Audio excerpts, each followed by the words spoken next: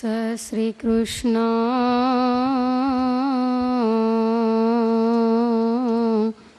પરમ બ્રહ્મ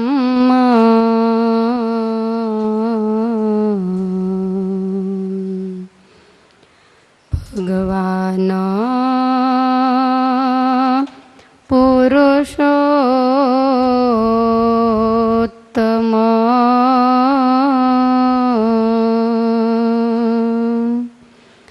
ઉપાસ્ય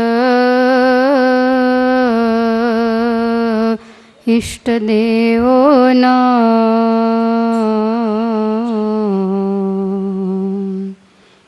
સર્વાવિર્ભાવ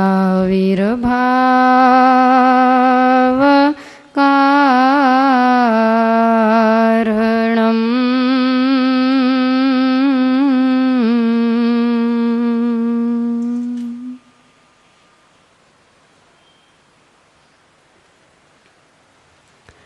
બોટાદ મધ્ય બિરાજમાન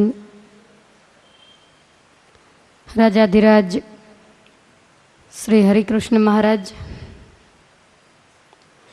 અને આપણા સૌના વાલીડા શ્રી ઘનશ્યામ મહારાજ એની પુનિત છત્રછાયામાં આપણે જે સત્સંગના દિવ્ય સંસ્કારો લઈ રહ્યા છીએ, આપણો આધ્યાત્મિક વારસો જે દિન દિન પ્રત્યે અભિવૃદ્ધિ પામી રહ્યો છે, એવી આપણી હરિકૃષ્ણ મહારાજ મહિલા પાઠશાળા બુધવારના દિવસે જે ચાલી રહી છે, એની 13મી જન્મ જયંતિ નિમિત્તે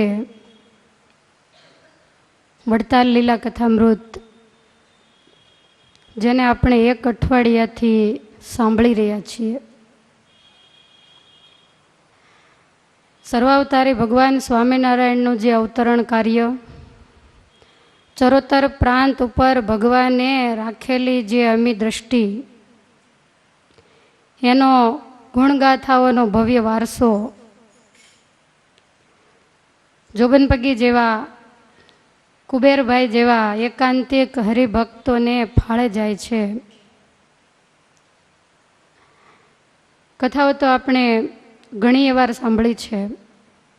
વડતાલની વાત અવારનવાર આવતી હોય, સ્વામિનારાયણ સંપ્રદાયનો કોઈ સાધુ હોય, સ્વામિનારાયણ સંપ્રદાયનો કોઈ સત્સંગી હોય, કથા વાર્તા અને સત્સંગ કરતા હોય અને એની જીભે વડતાલનું નામ ન આવે એવું ક્યારેય બને જ નહીં. ભગવાનની આંખ સમાન આ દિવ્ય વડતાલની ધરતી, એને ભગવાને પોતાના પુનિત પગલે પાવન કરી છે. આમ તો ભગવાન સ્વામિનારાયણ જ્યારે આ ભૂમંડળ ઉપર આવ્યા ત્યારે એણે સત્સંગની સુધારણા તો જરૂર કરી છે. યુગોથી નાશ પામેલા નિયમ, ધર્મ, ભક્તિ, જ્ઞાન, વૈરાગ્ય, આનું પોષણ તો મહારાજે કર્યું જ છે. પણ આ ધરતી ઉપર જે કુરિવાજો ઘર કરીને બેઠા હતા, સ્વામિનારાયણ ભગવાનને કોઈ ખાલી ધર્મ સુધારક નહીં કહી શકે, કારણ કે એણે સમાજ સુધારણા પહેલી કરી છે. અને એ સમાજ સુધારણાનો દાખલો આપણે 8 દિવસથી જોઈએ છીએ. સર્વશ્રેષ્ઠ દાખલો હોય તો જોબનપગી, કે સમાજને ચારેય બાજુથી જે રંજાડી રહેલા, જેણે સમાજની ઊંઘ હરામ કરેલી, એને ઠેકાણે લાવી, એના હાથમાં માળા અપાવી અને ભગવાને બધાને શાંતિના શ્વાસ લેવડાવ્યા. આ લોકની અંદર બાહ્ય સુખ હોય, બહારની કોઈ પણ પ્રકારની જો ઉપાધિ ન હોય તો એને આંતરિક સુખ આવે. બહારથી કેટલી બધી મુશ્કેલીઓ હોય અને માળા લઈને બેઠા હોઈએ તો ભગવાનની મૂર્તિનું અને સત્સંગનું સુખ આવતું નથી. એટલે સૌ પ્રથમ અવની ઉપર આવી અને ભગવાને આ જ કામ કર્યા છે. આ દુનિયાની અંદર 18મા સૈકામાં માણસો ભયંકર વ્યસનોની નાગચૂડમાં ફસાયેલા હતા. મહારાજે આવી પહેલું કામ એ કર્યું, બધાના વ્યસનો છોડાવ્યા. નાના મોટા ભાઈઓ બધામાં કાંઈક ને કાંઈક કુટેવો હતી, એને મહારાજે કઢાવી. કાઠી દરબારોને ઘેર મહારાજે બેસણા કરી. આ લોકો બધા ભેગા થઈ હોકા અફીણ વગેરે પીતા મોટી મોટી હોકા મેળીઓ હતી. ભગવાન શ્રી હરિએ એને સભા મંડપમાં ફેરવી નાખી. જ્યાં બેસી અને આ લોકો ડાયરાઓ જમાવતા ત્યાં બેસી ભગવાન શ્રી હરિએ વચનામૃતોની હેલી કરી. આ મહારાજનો જબરજસ્ત સુધારો.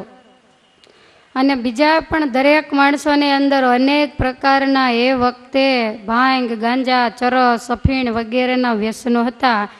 એ વ્યસનોની અંદર કાયમ ડૂબેલા રહેવાને કારણે એને જીવનમાં સાચું શું છે અને ખોટું શું છે એ સમજાતું નહોતું.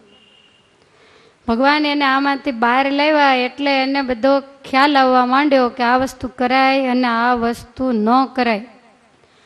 વળી ભગવાન શ્રી હરિએ કોઈ અવતાર ન કર્યો હોય એવો સર્વ ધર્મનો સમન્વય કર્યો. ભગવાન સ્વામિનારાયણ જ્યારે ગઢપુર હોય, વડતાલ હોય ને સભા કરીને બેઠા હોય, કોઈ ડાયો માણસ સભામાં આવે ને સભાની સામે જ્યારે નજર કરે ત્યારે એને ભગવાન સ્વામિનારાયણની સર્વ ધર્મ સમન્વયની જે ઉત્તમ રીતભાત એ તરત ઉડી નાખે વળગે. કારણ કે મહારાજ જ્યારે બેઠા હોય ત્યારે ભગવાન શ્રી હરિની પાસે તમામ જ્ઞાતિના ભક્તો સભાની અંદર બિરાજમાન હોય. સ્વામિનારાયણ સંપ્રદાય ઉજળો સંપ્રદાય જરૂર છે, પણ આ સંપ્રદાય ક્યારેય કોઈનું અપમાન કરતો નથી, ક્યારેય કોઈનો તિરસ્કાર કરતો નથી.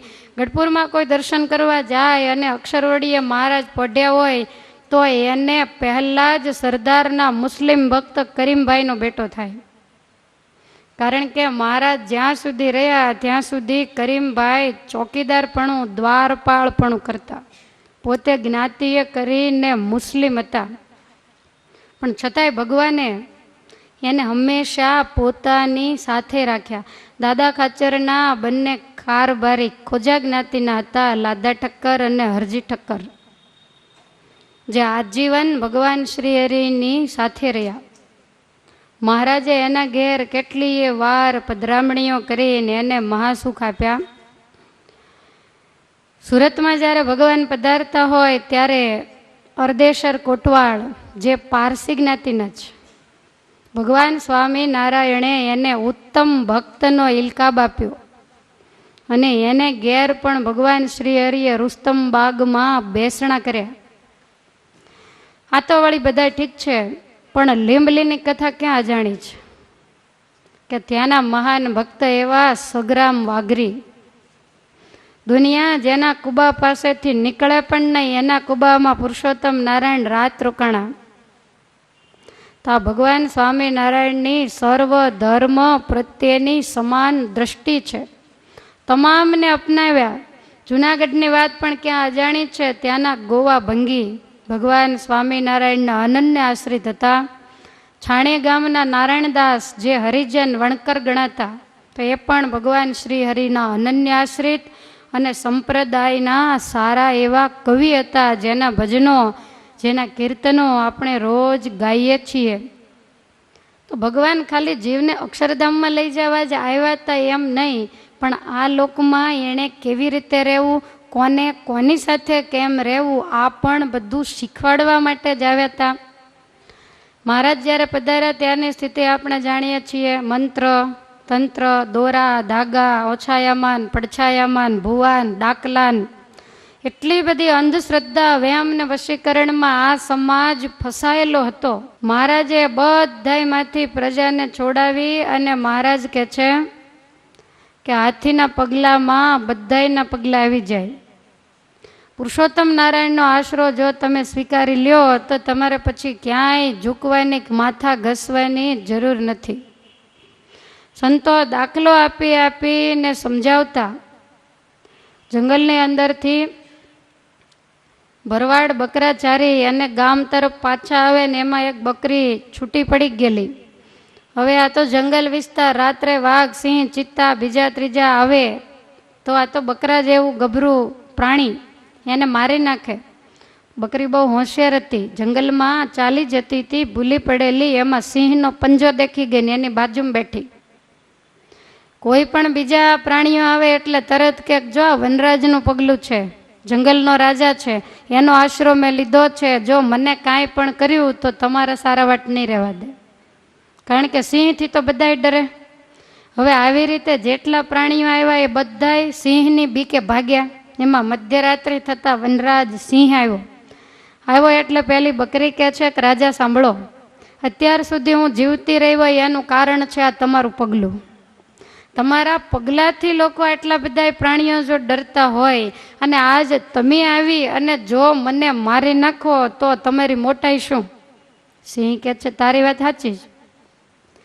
પછી સિંહે સવાર સુધી એ બકરીનું રક્ષણ કર્યું, પોતાની પીઠ ઉપર બેસાડીને. ગામમાં તો કાંઈ જવાય નહીં એટલે ગામની બહાર સુધી મૂકી આવ્યો. સંતો એમ કહેતા કે સિંહ જેવા પુરુષોત્તમ નારાયણના ચરણનો જો આશ્રય કર્યો હોય તો એને બીજા કોઈ કાળ, કર્મ, માયા એને કાંઈ પણ કરવા સમર્થ નથી. પણ પુરુષોત્તમનું પગલું, એના ચરણારવિંદ, એને જો આપણે મૂકી દઈએ તો આખી દુનિયા ચડી બેસે. અને આનો તો ક્યાંય પણ છેડો આવે એવું જ નથી. માટે છેડો પકડવો સહજાનંદનો અને જખ મારે જમડા. મહારાજને મન, કર્મ, વચને એના ચરણારવિંદને વળગી રહેવું. અને એના ચરણારવિંદનો જેણે જેણે આશરો કર્યો એ બધાને દુનિયા જસ જ આપે એવું નથી. કારણ કે દુનિયા આગળ જસ છે જ નહીં તો એ આપણને આપે કેવી રીતે? દુનિયા તો ગમે તે કે, પણ આપણે શું કરવાનું છે એનો વિચાર આપણે જ કરવો રહ્યો. તો ભગવાન શ્રી હરિએ આવી રીતે ઉપાસનાની શુદ્ધિ કરી અને તમામને વેમ ને ડાકલા ને ભુવા ને એમાંથી બહાર કાઢ્યા. અરે નાનામાં નાનો સુધારો તમને બતાવું કે લગ્ન પ્રસંગોની અંદર મહારાજ સકપર ગામે ગયેલા અને ત્યાંના બાઈઓ કંઈક લગ્ન હશે તો ગમે તેવા ફટાણા ને એવા બધાય ગીતો ગાતા હશે, એની અંદર હલકા મશ્કરીના શબ્દો કદાચ આવતા હોય. ભગવાન શ્રી હરિ ઉદાસ થઈને ગઢપુર આવતા રહ્યા. મુક્તાનંદ સ્વામીને કહે છે કે સ્વામી, ગૃહસ્થના ઘરે પ્રસંગોની અંદર આવા બીભત્સ શબ્દો બોલાય, એકબીજાની તુકારા થાય, એકબીજાને મજાક મશ્કરી થાય. મહારાજ કહે છે કે અમે તો શાંતિ માટે ત્યાં ગયેલા નથી, ઉદાસ થઈ ગયા, માટે તમે એવા કંઈક કીર્તન બનાવો કે જેથી કરી અને ગૃહસ્થના ઘરમાંથી આ બધા કુરિવાજ નીકળી જાય અને અખંડ લગ્ન પ્રસંગોમાં ભગવાનના કીર્તનો ગવાય. પછી મુક્તાનંદ સ્વામીએ કુંદનપુર વિવાહ રચ્યો શ્રોણી ભૂપતિ ભીમકરાય એ રૂકમિણી વિવાહના 11 પદોની રચના કરી. પછી મહારાજે સભા કરી અને મહારાજ કે અમારો આશ્રિત હોય એણે જેવા તેવા શબ્દો આવતા હોય એવા ફટાણા, ગીત વગેરે ક્યારેય ગાવું નહીં. ગાઈએ અમારો નથી, એણે ભગવાનના કીર્તનો હંમેશને. કારણ કે ઘરમાં આ શુભ પ્રસંગ છે તો શુભ પ્રસંગમાં એવા શબ્દો શા માટે બોલવા જોઈએ? કોઈને ઉકારા તુકારાના. અને તમારે તો કાંઈ પાછું નક્કી થોડું હોય, ગમે એને ગમે એવા કપડાં પહેરાવી દો. ગીતમાં તો બધું હાલે. મહારાજે ના પડી. મહારાજ કે એવું અમારા આશ્રિતે ક્યારેય કરવું નહીં. શ્રી કૃષ્ણ ભગવાનના લગ્નના જે ગીતો હોય, પુરુષોત્તમ વિવાહ હોય, તુલસી વિવાહના કોઈ પદ હોય, નિષ્કુળાનંદ સ્વામીએ પણ કદાચ આ વાત સાંભળી હશે એટલે સ્વામીએ વૃત્તિ વિવાહ નામનો આખો ગ્રંથ લખ્યો અને એની અંદર ભગવાનના કીર્તન લખ્યા. તો આવો નાનામાં નાના છતાંય પણ જેને ધરખમ કહી શકાય એવો સુધારો ભગવાન સ્વામિનારાયણે કર્યો. વળી આચાર વિચાર અને વર્તન શુદ્ધિ આપણને શીખવાડી. તમે સવારે કથા સાંભળી હતી ને, રૂડિયા રખડુના વાસામાં લીલ વળી ગઈ હતી. કેમ વળી હશે? કારણ કે આચાર શુદ્ધિ બિલકુલ નહીં. નાવું ધોવું કાંઈ ખરું. અને પહેલાંના માણસો એવા જતા, સરદાર વલ્લભભાઈ પટેલ એમ કહેતા કે ગુજરાત કાઠિયાવાડની પ્રજાને નાતી ધોતી જો કરી હોય ને તો સ્વામિનારાયણ ભગવાને કરી છે. રોજ ઉઠીને નાવામાં તો કોઈ સમજતા જ નહીં. એ અઠવાડિયે 15 દાડે જ્યારે મને એમ છે બહુ દુર્ગંધ આવતી હશે ત્યારે નાતા હશે. પહેલાં તો કાંઈ સાબુ બીજી ત્રીજી કોઈ વ્યવસ્થા નહીં. અને અત્યારે લોકોને જેમ આ સંપ્રદાયમાં નિયમ ધર્મ અઘરા પડે છે એમ એ વખતે તો બહુ અઘરા પડતા. બધા એમ જ કહેતા શું ભળવું, સ્વામિનારાયણમાં નીત ઉઠીને નાવું, ભળીએ નહીં, બફાકિયામાં દાંતણ વગર ખાવું, બહુ સહેલું. દાંતણ કરવાનું પણ કોઈ કહે નહીં અને સ્વામિનારાયણની કંઠી બાંધે એટલે રોજ ઉઠીને સીધું નાવાનું. આવું લોકો એ વખતે આ સંપ્રદાય વિશે બોલતા તો ભગવાન શ્રી હરિ આચાર વિચારની શુદ્ધિ કરાવી. જે વ્યક્તિ અઠવાડિયે એકવાર નાતી હતી એને દિવસમાં 2-3 વખત નાતી જો કરી હોય તો એ ભગવાન સ્વામિનારાયણે કરી છે. આચારની શુદ્ધિ એની સાથે વિચારોની પણ શુદ્ધિ. મહારાજ કહે છે કે અંતરથી બિલકુલ ચોખ્ખું રહેવું. અંદર અનેક પ્રકારના કૂડ કપટ દગા ગાત્યો આવું બધું ભર્યું હોય, બહારથી જુદા અને અંદરથી પણ જુદા એવા અમારા આશ્રિતે ક્યારેય પણ ન રહેવું. દુનિયાને છેતરી શકાય, ભગવાનને છેતરનારું હજી સુધી કોઈ જન્મ નથી. અને કદાચ તમે નબળા હો ને છતાંય દુનિયાને આગળ તમે સારા દેખાવા પ્રયાસ કરો તો દુનિયા તમને શું દઈ દેવાની છે? હિસાબ તો આપણે હરિ પાસેથી લેવાનો છે. માટે જેવા અંદર હોઈએ એવા જ રહેવું. દેખાડવાનો આશય ક્યારેય પણ ન રાખવો. મહારાજે વર્તન શુદ્ધિ પણ કરાવી. લોકોના કેવા વર્તનો હતા, લૂંટફાટ, ચોરી, ડાકુપણું, ગુંડાગીરી આવું એ વખતે બહુ ચાલતું. મહારાજે ભલભલાના વર્તન સુધાર્યા. સગ્રામ વાઘરી દર વર્ષે એક કૂતરો પાળી અને લીંબલી ઠાકોરને દેતા. અને ઠાકોર જ્યારે શિકાર વગેરે કરવા જાય ત્યારે આ બધા જંગલી કૂતરાને સાથે લઈ જાય. હવે આપણે તો એટલું ન દોડી શકીએ, પણ કંઈ હરણ દેખાય, કંઈ સસલું બીજું ત્રીજું દેખાય તો આ જે જંગલી કૂતરાઓ હોય એનો શિકાર કરી એને મારી અને લઈ આવતા. તો એનું પાપ તો સગ્રામને જ લાગે આપનારાને. તો આવા બધા પાપના પર્વત જેવા હતા. એના પાપ ભગવાને મુકાવી અને એને વર્તન શુદ્ધિ કરાવી. જેની બાજુમાંથી કોઈ ન નીકળે એવા સગ્રામના હાથમાં માળા હોય, સફેદ ધોતી હોય, કાળી બંડી હોય અને કપાળમાં ભડકાદાર તિલક ચાંદલો હોય ને મુખે સ્વામિનારાયણ સ્વામિનારાયણ થતું હોય. સામે બ્રાહ્મણ મળે ને તોય નીચો નમીને 2 હાથ જોડીને કે ભગત જય સ્વામિનારાયણ. આવા પવિત્ર વર્તન ભગવાન સ્વામિનારાયણે કરાવ્યા છે. વળી આહાર શુદ્ધિ. પહેલાંના લોકો ગમે તે ખાવામાં કાંઈ વિચારતા નહીં, જોકે હજી એવું જ છે. પણ ભગવાન સ્વામિનારાયણે આના ઉપર બહુ જોરદાર વજન મૂક્યું. પહેલાં હિંસામય યજ્ઞો થતા, એની અંદર પશુઓની આહુતિઓ આપવામાં આવે, એની શેષ, એનો પ્રસાદ એ બધાય ભેગા થઈને લેતા. એટલે મહારાજે સીધો ઘા પહેલાં હિંસામય યજ્ઞ ઉપર કર્યો, યજ્ઞ બંધ કરાવી દીધા. અને અહિંસામય યજ્ઞોની ભગવાન શ્રી હરિએ શરૂઆત કરી. આ ભગવાન સ્વામિનારાયણનો જોરદાર સુધારો. આ મોક્ષની વાત નથી. આ સમાજની અંદર મહારાજ આવીને કેટલા ઉપયોગી થયા છે એ હું તમને કહું છું. અને સમાજ જો પહેલાં સુધરે, પહેલાં આપણું વર્તન સુધરે, વિચાર વાણી આ બધું જો સુધરે, આચાર આપણા પવિત્ર બને તો કાંઈક કરેલી માળા ઉગે અને માળા કરવાનું આપણને મન થાય. આહાર ગમે એવો હોય ને ગમે તે ખાતા હોય એને માળા ફેરવવાનું મન થાય. નહીતર જોબન પગી ન 20 વર્ષમાં કોક દી તો માળા લઈને બેસે કે ન બેસે. પણ જેવો આહાર એવા જ એને વિચાર આવે. એટલે ભગવાન શ્રી હરિએ સામાન્યમાં સામાન્ય વસ્તુ લસણ ડુંગળીથી શરૂ કર્યું કે આવું પણ અમારા આશ્રિતે અતિ તામસી વસ્તુ હોય જે ભગવાનના ભજનમાં બાધારૂપ હોય તો એ પણ ક્યારેય ખાવું નહીં. આવી દિવ્ય આહાર શુદ્ધિ એ ભગવાને પ્રવર્તાવી. અને મહારાજનો પાડ આપણે તો આપણી જિંદગીમાં આપણી પેઢીઓમાં કોઈ દિવસ નહીં ભૂલીએ. જ્યારે ભગવાનના ધરતી ઉપર આવ્યા ને ત્યારે સ્ત્રીઓની તો કોઈ ગણતરી જ નહોતી. સ્ત્રીઓનું સ્થાન સમાજમાં નીચામાં નીચું ગણવામાં આવતું. એના ઉપર માર કૂટ તાડન એને હેરાન કરવામાં આવતા. ઘણા બધા પ્રકારની પ્રવૃત્તિઓ આ સ્ત્રીઓ ઉપર થતી. લોકો એવું જ માનતા કે સ્ત્રી એટલે તો બસ ઘરકામ ને મજૂરી કરવા માટેનું જ પાત્ર છે. એને આધ્યાત્મિક ઊંચાઈ જો કોઈ આપી હોય ને તો પહેલી વહેલી આ ગુજરાત અને કાઠિયાવાડમાં ભગવાન સ્વામિનારાયણે આપી છે. પહેલાંના લોકો એવું માનતા કે સ્ત્રીઓનું કલ્યાણ થાય જ નહીં, ગમે એટલું ભજન ભક્તિ કરે તો એને મુક્તિ મળે જ નહીં. ભગવાન સ્વામિનારાયણ કહે છે કે એવું બોલનાર જે હોય એને લાવો, એને તો પહેલી મુક્તિ મળે. એનું કારણ છે કે જાજા જે દુષ્કર્મ હોય, અનીતિ, અન્યાય, અત્યાચાર એ બહેનોને કરવાને ન આવે. વળી એનું હૃદય એકદમ નિખાલસ અને કોમળ હોય એટલે કૂડ કપટ બહુ જાજો સમય સુધી એના હૃદયમાં રહે નહીં. અને હૃદય અતિશય હેતવાળું એટલે ભગવાન તરફ ઢળતા એને વાર લાગે નહીં. મૂછાળાને વર્તમાન ધરાવવા હોય ને તો મોઢે ફીણ આવી જાય. પણ બહેનોને ધરાવવા હોય ને તો 1 કલાકમાં પૂરું તમારે.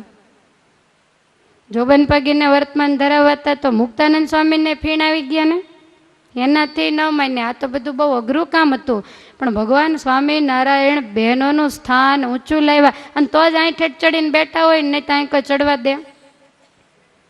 તમે જુઓ આવા મોટા મોટા મંદિરો, કેવી ભગવાનને વ્યવસ્થા કરી. ભગવાન શ્રી હરિએ એ સમયમાં બહેનો ઉપર બહુ કરુણામય દ્રષ્ટિ રાખેલી. એ સમયમાં બાળ લગ્નો થતા, સાવ નાના 2 વર્ષના 5 વર્ષના, એટલે કેટલાક તો એવા હતા જેને તેડીને ફેરા ફેરવતા. કોણ જાણે હું ઉતાવળ છે મા બાપને. આપણને તો અત્યારે સાંભળીને બહુ નવાઈ લાગે.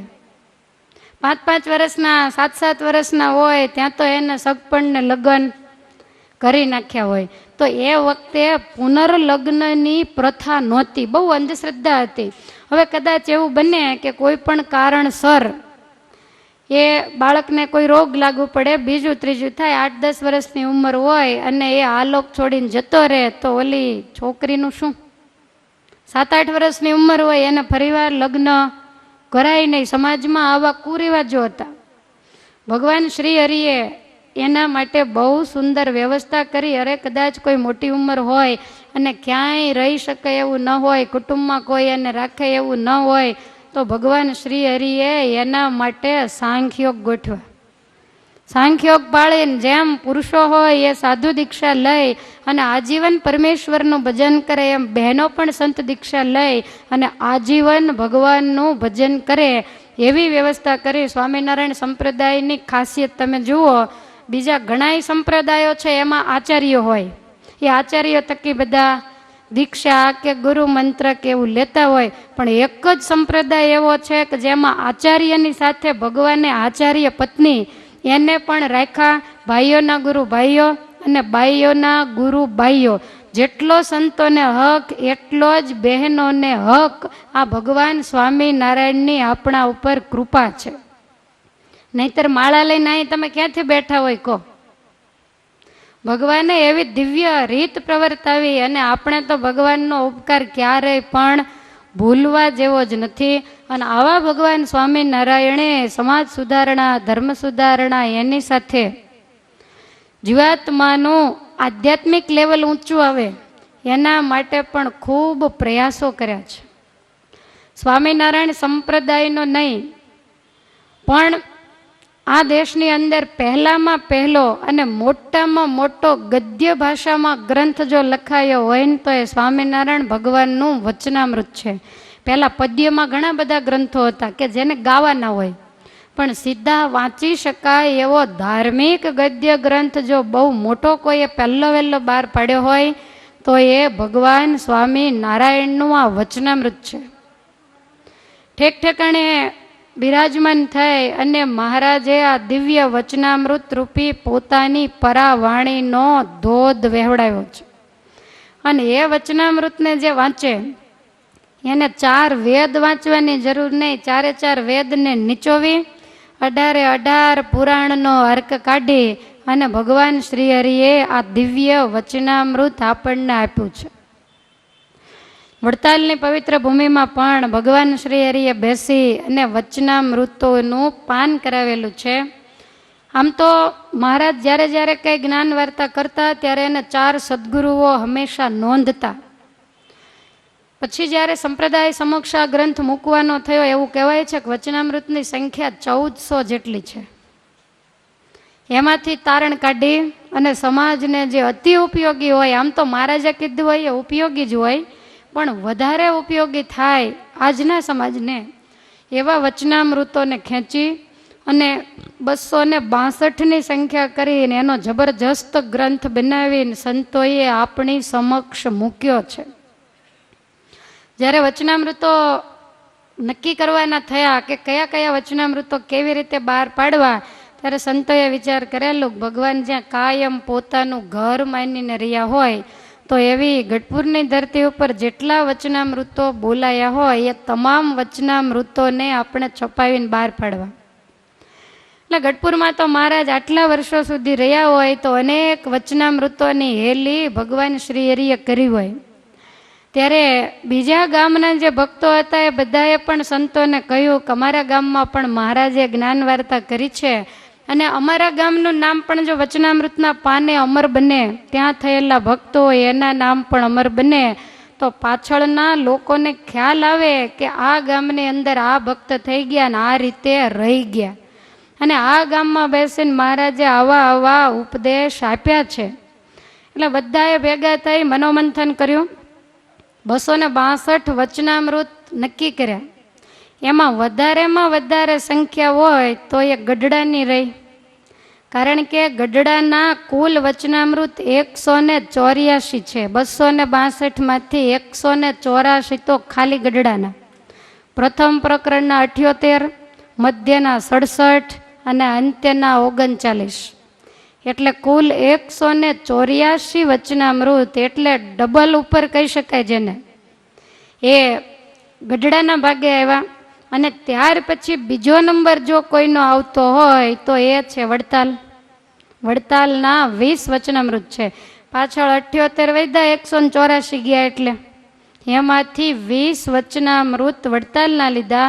ભગવાન સ્વામિનારાયણે અનેક મોટા મોટા કાર્યો આ પવિત્ર ભૂમિમાં કર્યા છે. એટલે 20 વચનામૃતો વડતાલના સંતોએ પસંદ કર્યા.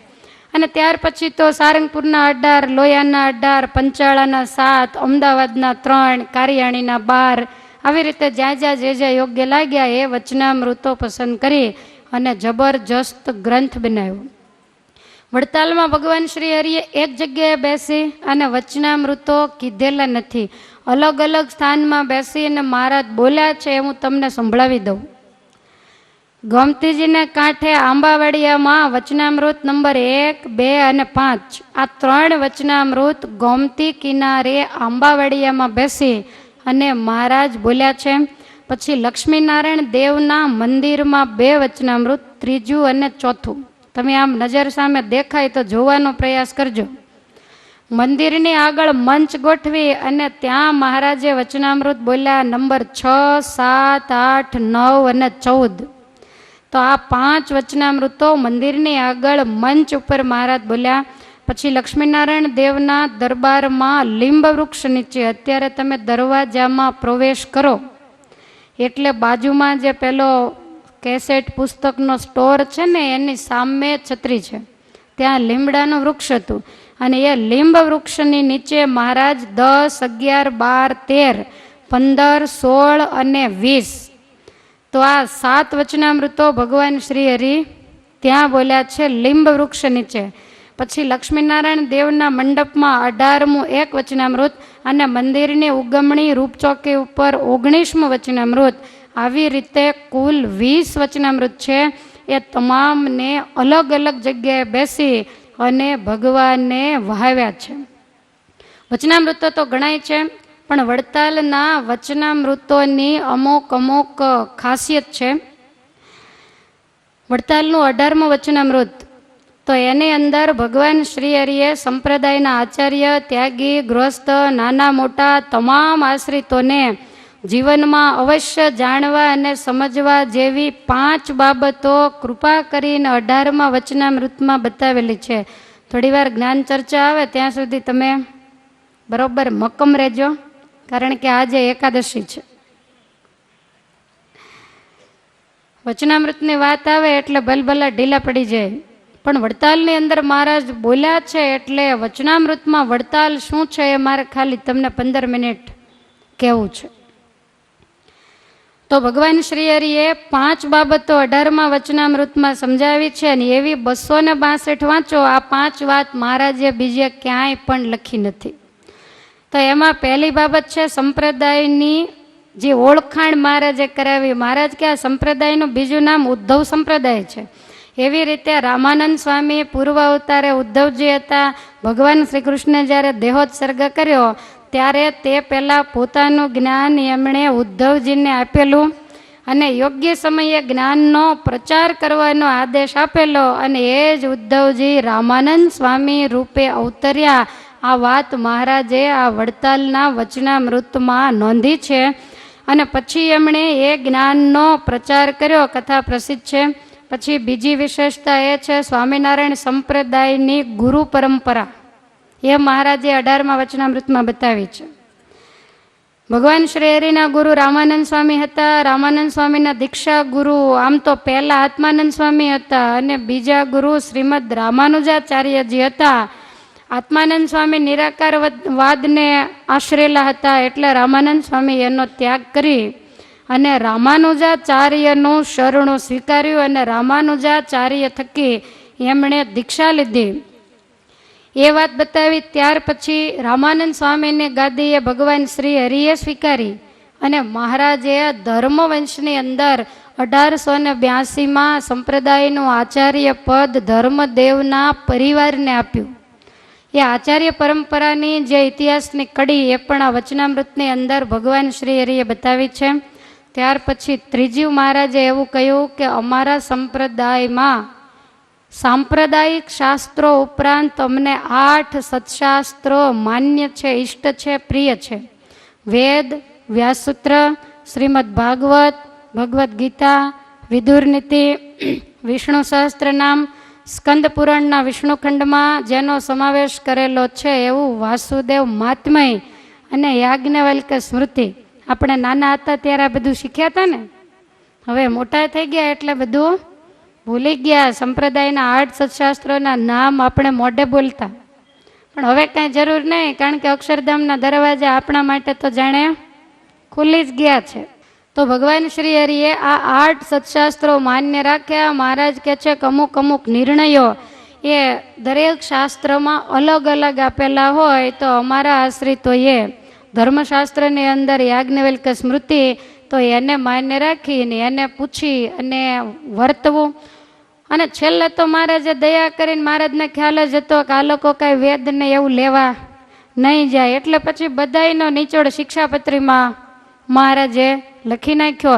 એટલે આ શાસ્ત્રોને વાંચવા વિચારવાની આપણને આજ્ઞા કરી છે. એમાંથી આપણે એક જ સાંભળ્યું છે, વાંચ્યું તો હોય કે નહીં ખબર નથી, પણ ભાગવત. એના સિવાયના વ્યાસસૂત્ર શું છે કે વેદ શું છે આપણે ખાલી નામ સાંભળ્યા છે. કદાચ કોઈક ભાગશાળી વાળી ભગવદ્ ગીતા અથવા તો સંપ્રદાયમાંથી બહાર પડી છે અત્યારે વિદુર નીતિ, તો એ પણ કદાચ વાંચી હોય તો, અને વાંચી હોય તો અધ્ધરથી ગઈ હોય. શિક્ષાપત્રીએ પૂરી ન સમજાય, 5 શ્લોકમાં 2 ઝોલા જો આવતા હોય તો તમે વિચાર કરો કે વિદુર નીતિ વાંચીએ દશા શું થાય, લાંબા થઈ જાય ઓશિકું નાખીને જ. એવી અઘરી એવા બધા ધર્મો આની અંદર વિદુર નીતિમાં વિદુરજીએ ધૃતરાષ્ટ્રને ઉદ્દેશી અને બતાવેલા છે. પછી આ બધા શાસ્ત્રોનો સાર મહારાજે કાઢ્યો ને એવું કહ્યું કે ધર્મેણ સહિતા કૃષ્ણ ભક્તિ કાર્યાયતિ તદ્રહ.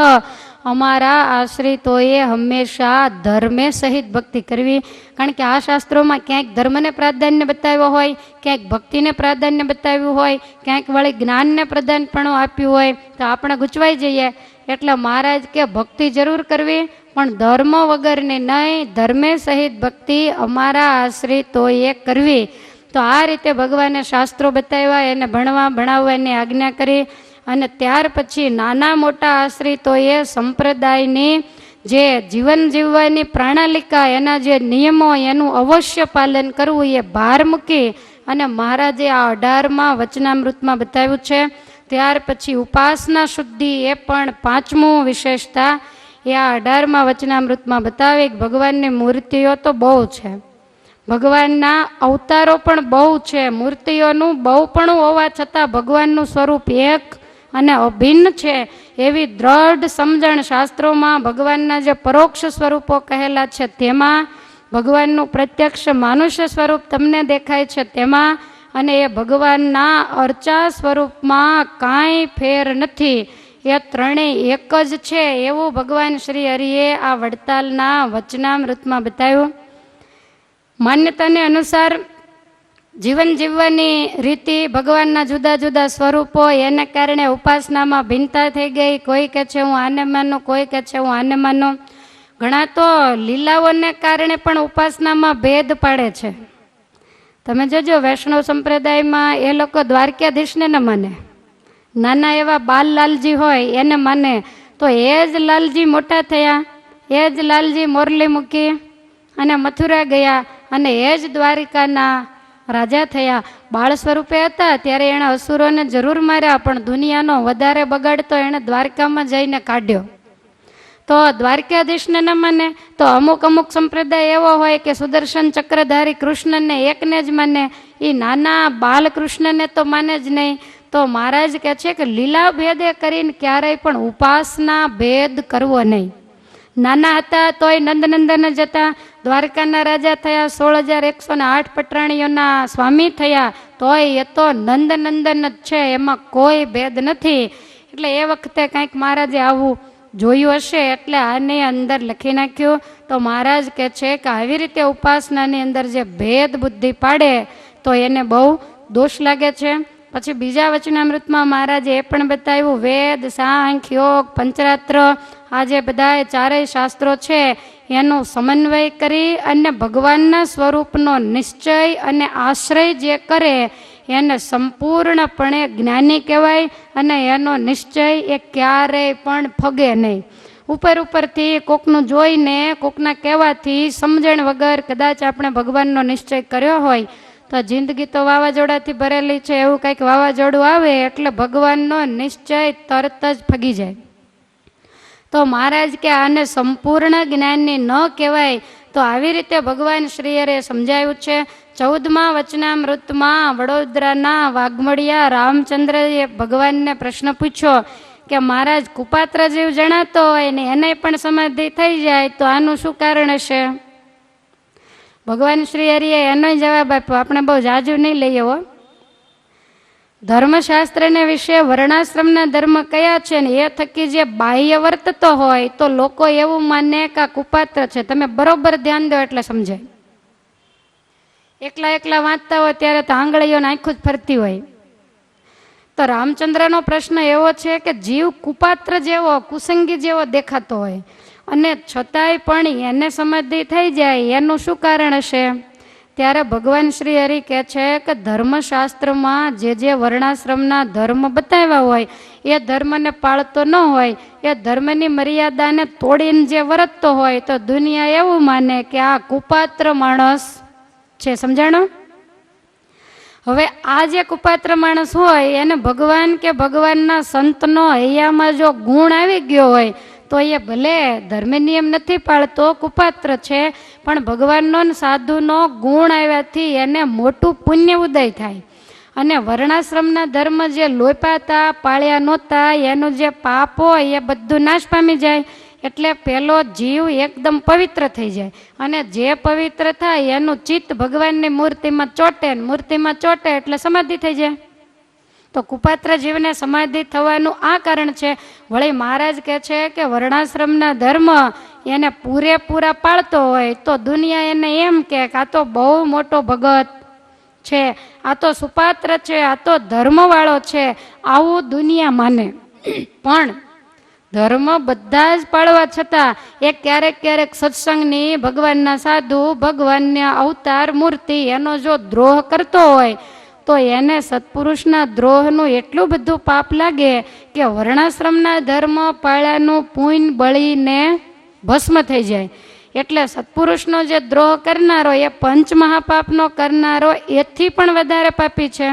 અને પંચમહાપાપ કદાચ કર્યા હોય ભૂલમાં તો સત્પુરુષને આશરે જઈને છૂટાય, પણ સત્પુરુષનો દ્રોહ કરે તો એ કોઈ જગ્યાએ છૂટ્યાનો ઉપાય નથી.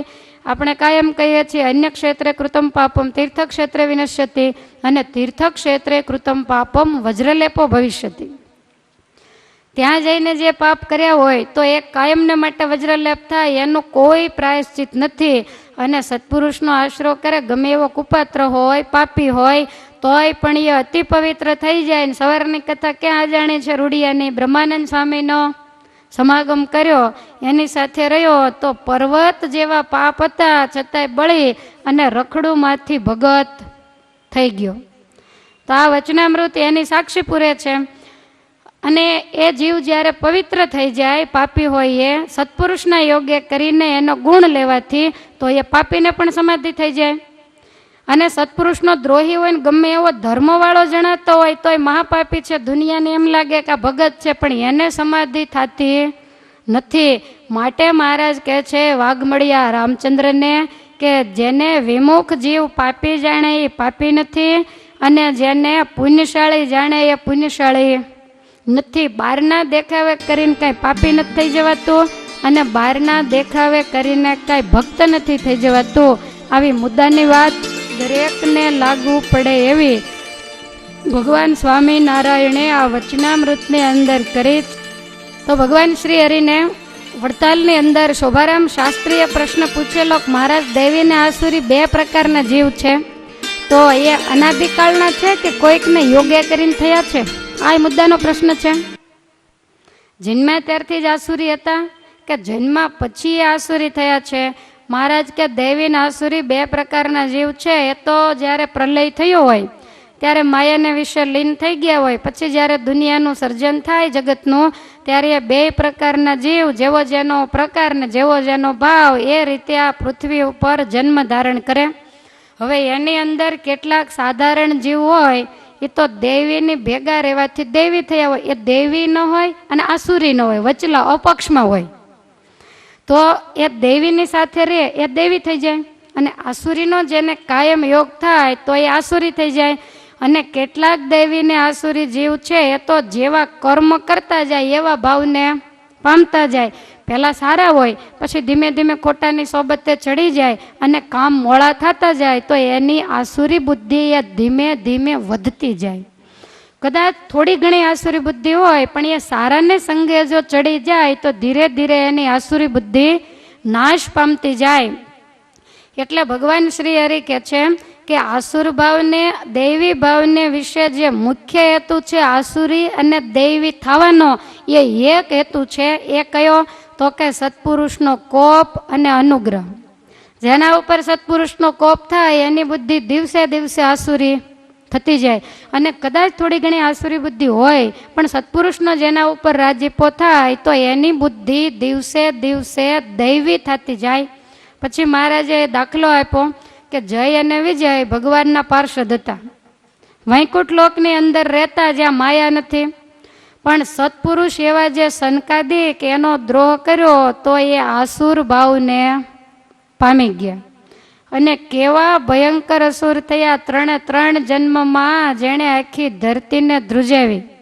પહેલા જન્મે હિરણ્યકશિપુ, બીજા જન્મે રાવણ કુંભકર્ણ, અને ત્રીજા જન્મે શિશુપાલ અને દંત વક્ર થયા. એને મારવા ભગવાનને આવવું પડ્યું.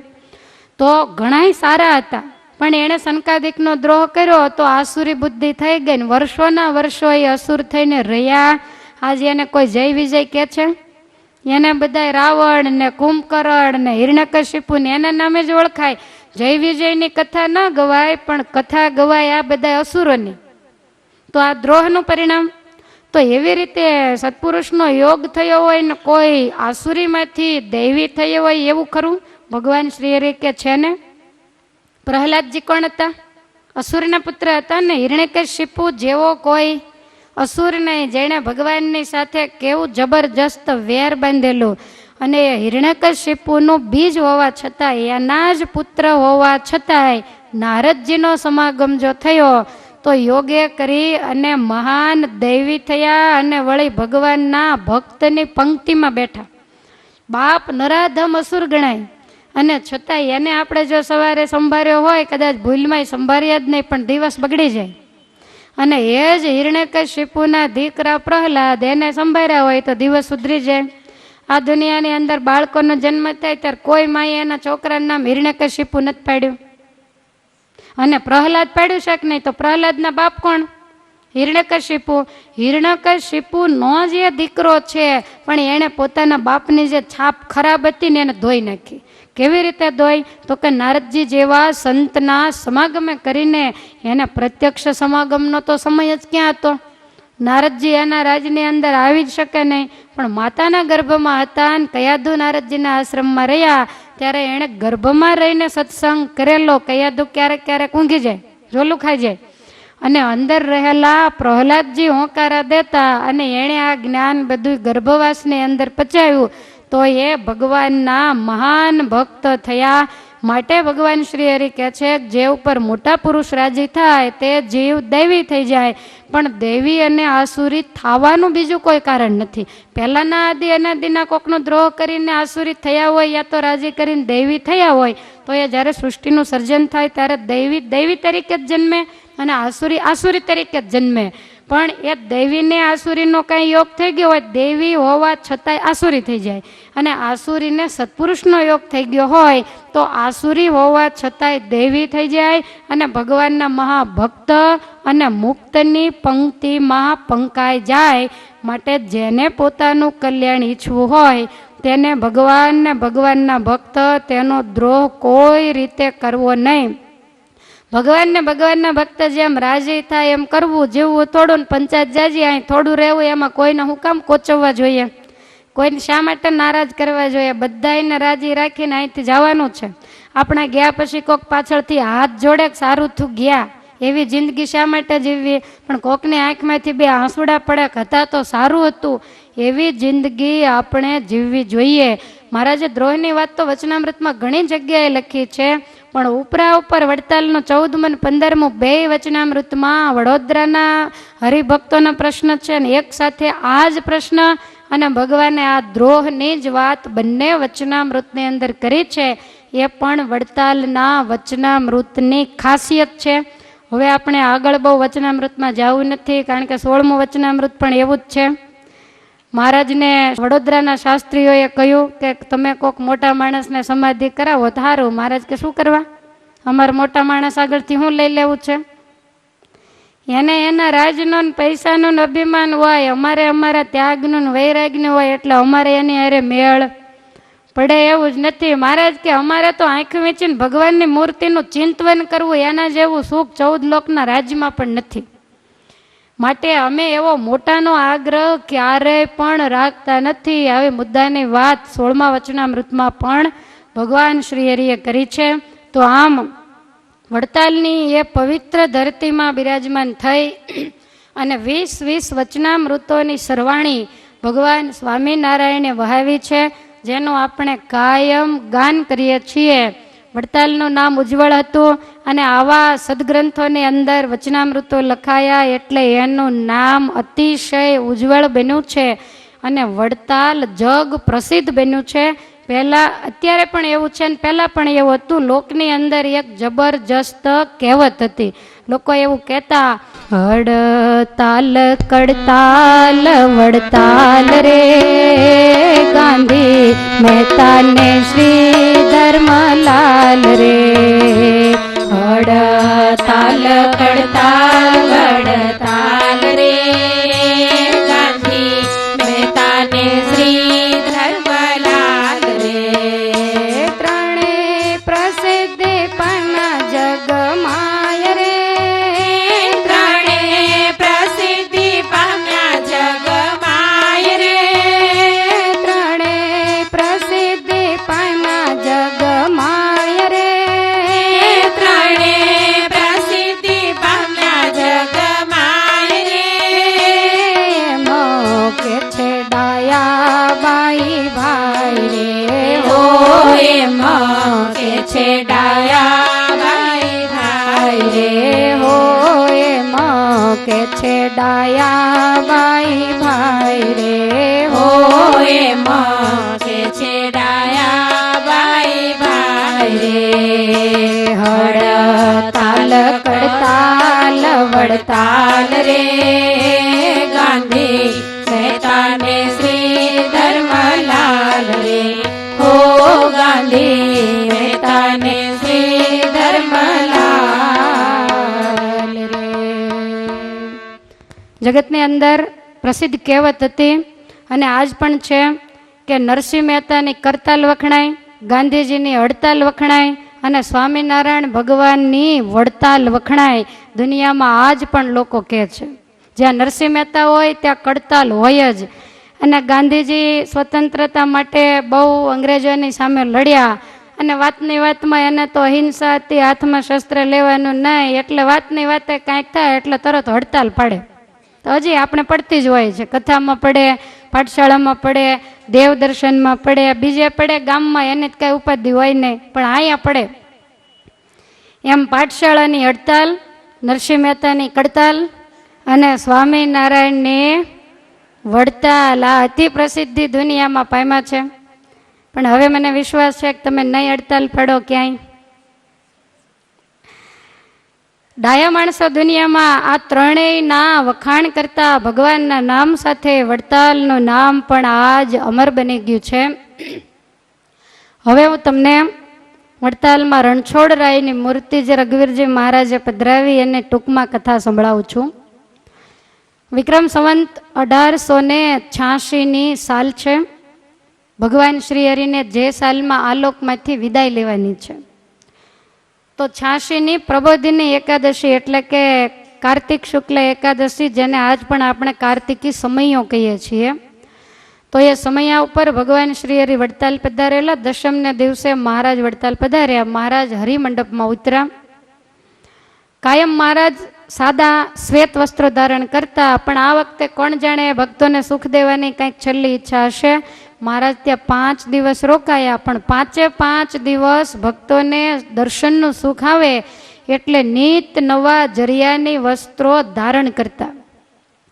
હવે આ કાર્તિકી સમયમાં 13ને દિવસે વડોદરાના રાયજીભાઈ આવેલા, એમની રસોઈ હતી. ભગવાન શ્રી હરિને આગ્રહ કરીને કહ્યું કે મહારાજ, સંતોને મારે ખૂબ ભાવથી જમાડવા છે, માટે તમે પીરસીને જમાડો, હું દર્શન કરું. મહારાજ કે કાંઈ વાંધો નહીં. ભગવાન શ્રી હરિને તો બહુ શરીરે સારું નહોતું, એટલે મહારાજ તો દૂધ સિવાય કાંઈ બીજું લેતા નહોતા.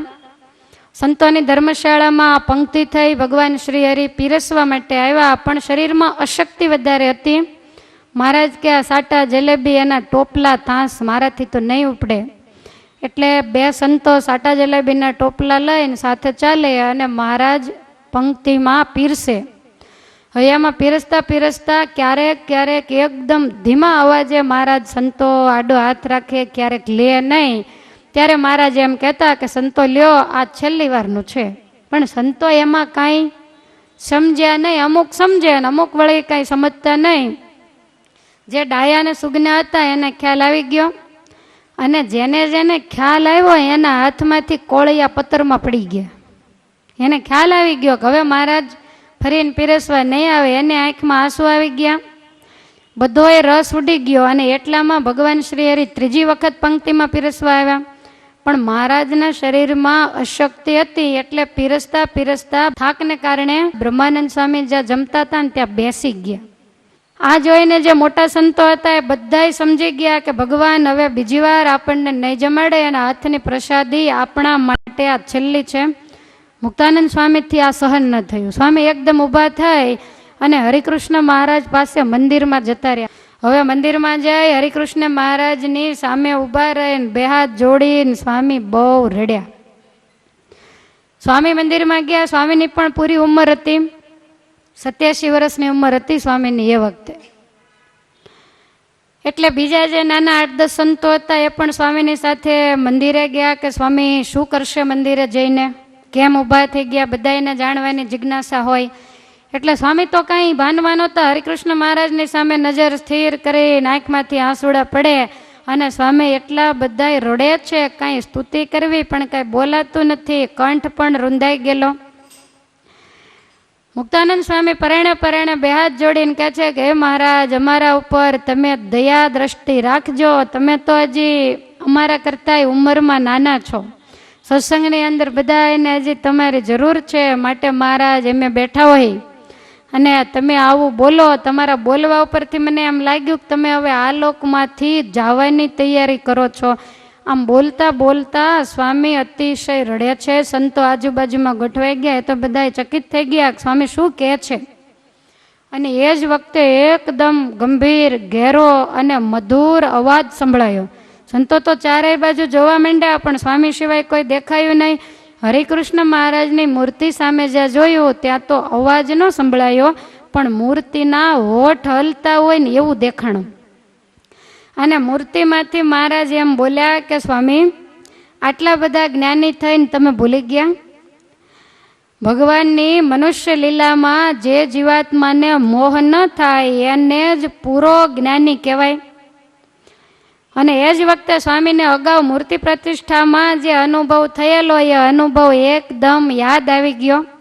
હવે મૂર્તિ પ્રતિષ્ઠામાં સ્વામીને શું અનુભવ થયો એ કહી દઉં.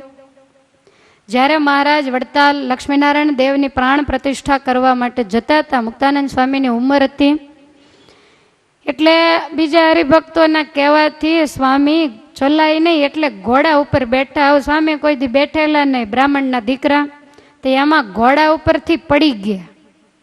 હવે પડી ગયા એટલે સ્વામીનો હાથ ઉતરી ગયો. હવે હાથ ઉતરે પહેલાં તો અત્યારના જેવા કોઈ દવાખાનાની ને એની વ્યવસ્થા નહીં, પીડાય પણ બહુ થાય, એટલે વચ્ચે ભાલદેશમાં ધોલેરા પાસે કમિયાળા ગામ છે, કમિયાળા ગામે પહોંચ્યા. મુક્તાનંદ સ્વામીને પીડા વધી.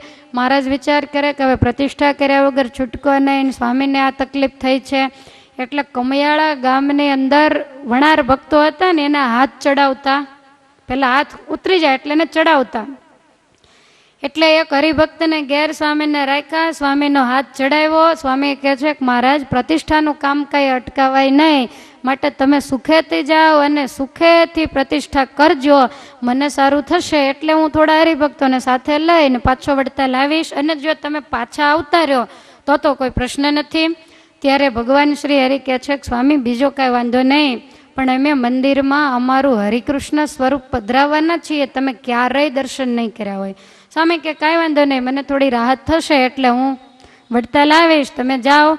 તો ભગવાન શ્રી હરિ વડતાલ આવ્યા, પ્રાણ પ્રતિષ્ઠા કરી, બધું કામકાજ પત્યું. સ્વામીને થોડીક રાહત થઈ એટલે સ્વામી સેવામાં થોડા સંતો વગેરેને રાખેલા, હરિભક્તોને રાખેલા, તો બધા એને લઈને સ્વામી કે મારે વડતાલ જવું છે, એટલે સ્વામી ત્યાંથી વડતાલ આવ્યા.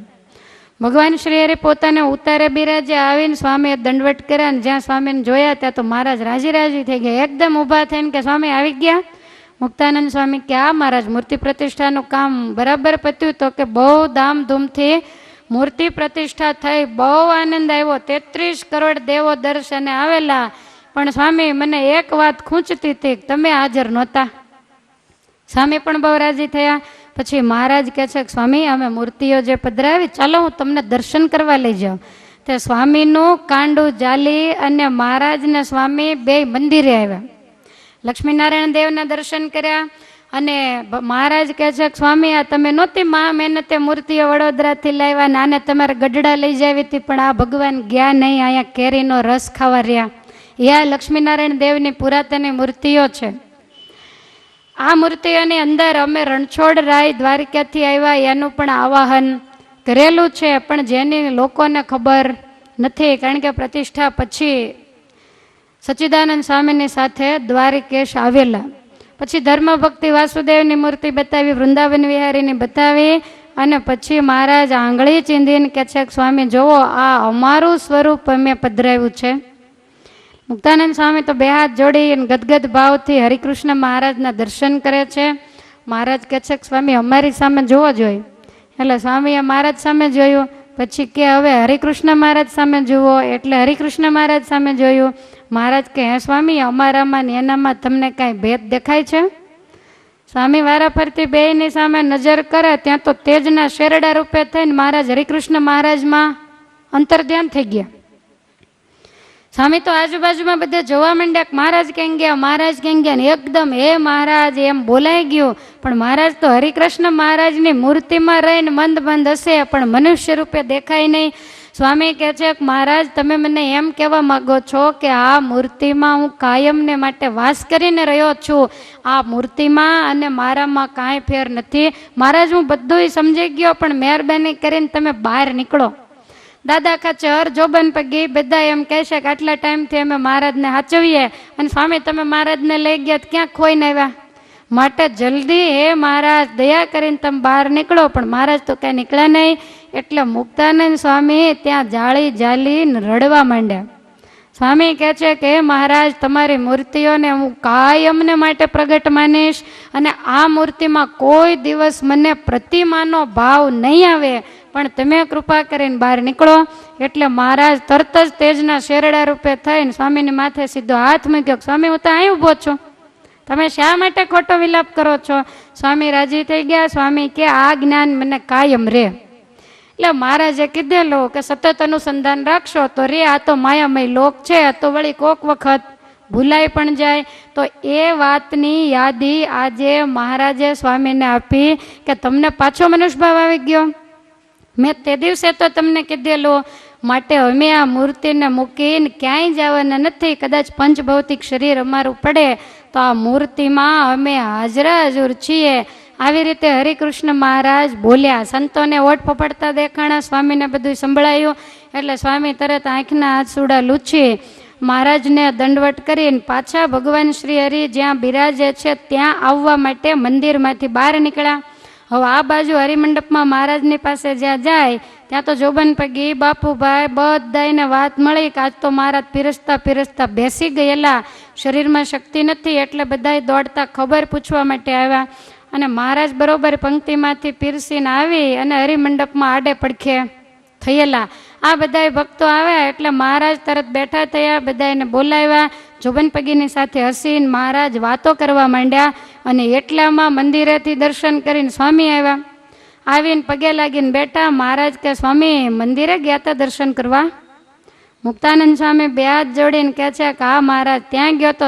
મહારાજ કે સારું કર્યું ત્યાં ગયા, કારણ કે વળી પાછા તમે ભૂલી જાત એમ કહી અને મહારાજ જરા ઘસ્યા. ત્યારે સ્વામી એટલું બોલ્યા કે મહારાજ આજ મારા ઉપર જેવી દયા દ્રષ્ટિ કરી એવી દયા દ્રષ્ટિ કાયમને માટે રાખજો. મહારાજ કહે છે કે સ્વામી તમારે પછી કાંઈ હવે જાજુ રહેવાનો નથી. એટલે મહારાજે તથાસ્તુ કહ્યું. હવે આ શબ્દ એક મુક્તાનંદ સ્વામી સમજ્યા, આજુબાજુ બેઠેલા તો જોઈ રહ્યા કેવી દયા દ્રષ્ટિ રાખી હશે, કોને ખબર.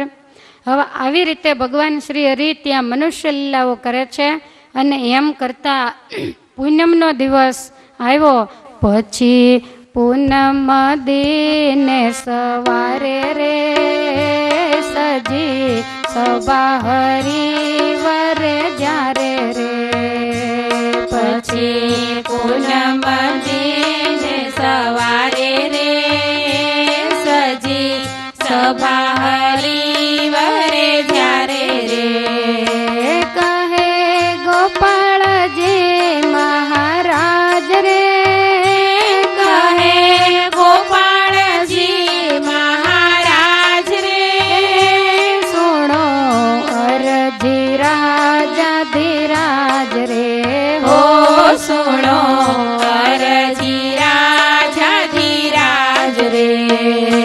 જ્યાં છે લક્ષ્મી નારાયણ જોડ રે, પધરાવો ત્યાં રાજા રણ છોડ રે.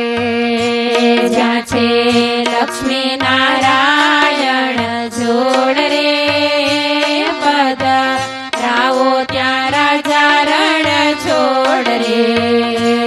આપે કયો હતો અવતારી રે, આપે કયું હતું અવતારી રે, કરશું મૂર્તિ પ્રતિષ્ઠા સંભાળી રે. હો કરશો મૂર્તિ પ્રતિષ્ઠા સંભાળી રે. પછી પૂનમ દિને સવારે રે સજી સભા હરિવરે જ્યારે રે. હો સજી સભા હરિવરે જ્યારે.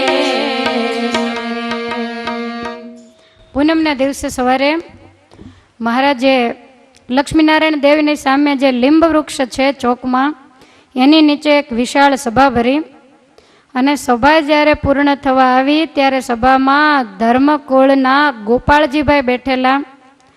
એમણે મહારાજને હાથ જોડીને કહ્યું કે મહારાજ દ્વારકાથી રણછોડરાય પધાર્યા અને એને તમે મધ્ય મંદિરમાં લક્ષ્મીનારાયણ દેવમાં સ્થાપ્યા છે ને તમે એવું કીધેલું કે આપણે રણછોડજીની મૂર્તિ મંગાવી અને એ મૂર્તિની પ્રતિષ્ઠા કરશું. તો આ વાતને હવે ઘણોય સમય વ્યતીત થઈ ગયો છે, તમારું શરીર પણ અશક્ત છે, તો મહારાજ રણછોડજીની મૂર્તિ પ્રતિષ્ઠા માટે તમને યોગ્ય લાગે એવી આજ્ઞા કરો. ભગવાન શ્રી હરિ તરત જ બોલ્યા કે ગોપાળજી સારું થયું તમે યાદ કરી દીધું. તમે ડુંગરપુર જઈ અને રણછોડરાયની સુંદર મૂર્તિ લેતા આવો. જો તૈયાર મૂર્તિ મળે તો તૈયાર લાવજો અને તૈયાર ન હોય તો એ મૂર્તિ બનાવડાવજો. પણ બને એટલી ઉતાવળ રાખીને અમે વડતાલમાં જ છીએ ત્યાં તમે જો ડુંગરપુરથી મૂર્તિ લઈને આવો તો અમે મૂર્તિ પ્રતિષ્ઠા કરીને પછી ગઢપુર જઈએ. થોડા દિવસ તમારી રાહ જોઈશું. તો તમે 5 હરિભક્તોને થોડા માણસોને સાથે લઈ અને ડુંગરપુર જાઓ. ભગવાન શ્રી હરિએ આજ્ઞા કરી એટલે ગોપાળજીભાઈ તરત જ ડુંગરપુર જવા માટે નીકળ્યા. આખા ડુંગરપુરની અંદર, ડુંગરપુર રાજસ્થાનમાં આવ્યું, ત્યાં આરસની મૂર્તિઓ બનતી હોય. હવે એ વખતે તો ચાલીને જવાનું એટલે દિવસો ઘણા લાગે, આવવાનું પણ ચાલીને. રણછોડરાયની મૂર્તિ લેવા માટે ડુંગરપુરમાં આખા ગામની અંદર તમામ શિલ્પીઓને ઘેર ઘેર તપાસ કરી, પણ રણછોડરાયની મૂર્તિ ચતુર્ભુજ શ્યામ ક્યાંય પણ મળી નહીં.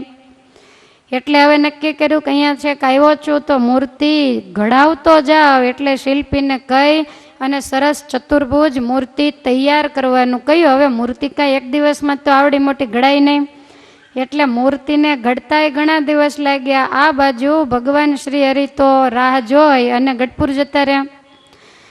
ગોપાળજીભાઈને એમ થયું કે આટલા બધા દિવસો જતા રહ્યા એટલે મહારાજ તો હવે વડતાલમાં હશે જ નહીં. એટલે ભગવાન શ્રી હરિ ગઢપુર આવીને ઉદાસ રહેવા માંડ્યા અને ધીમે ધીમે બધાય માણસોને જુદા જુદા કાર્યોની સોંપણી કરવા માંડ્યા. સત્સંગની સોંપણી ગોપાળાનંદ સ્વામીને બોલાવીને મહારાજે કરીને બીમારી ગ્રહણ કરી. મુંબઈના ગવર્નર માલકમ સાહેબે બહુ આગ્રહ કર્યો. 3 વખત જ્યારે પત્ર લખ્યો ત્યારે મહારાજ રાજકોટ જઈ બંને આચાર્યો દાદા ખાચર, ગોપાળાનંદ સ્વામી વગેરેને સાથે લઈ અને માલકમ સાહેબને મળ્યા.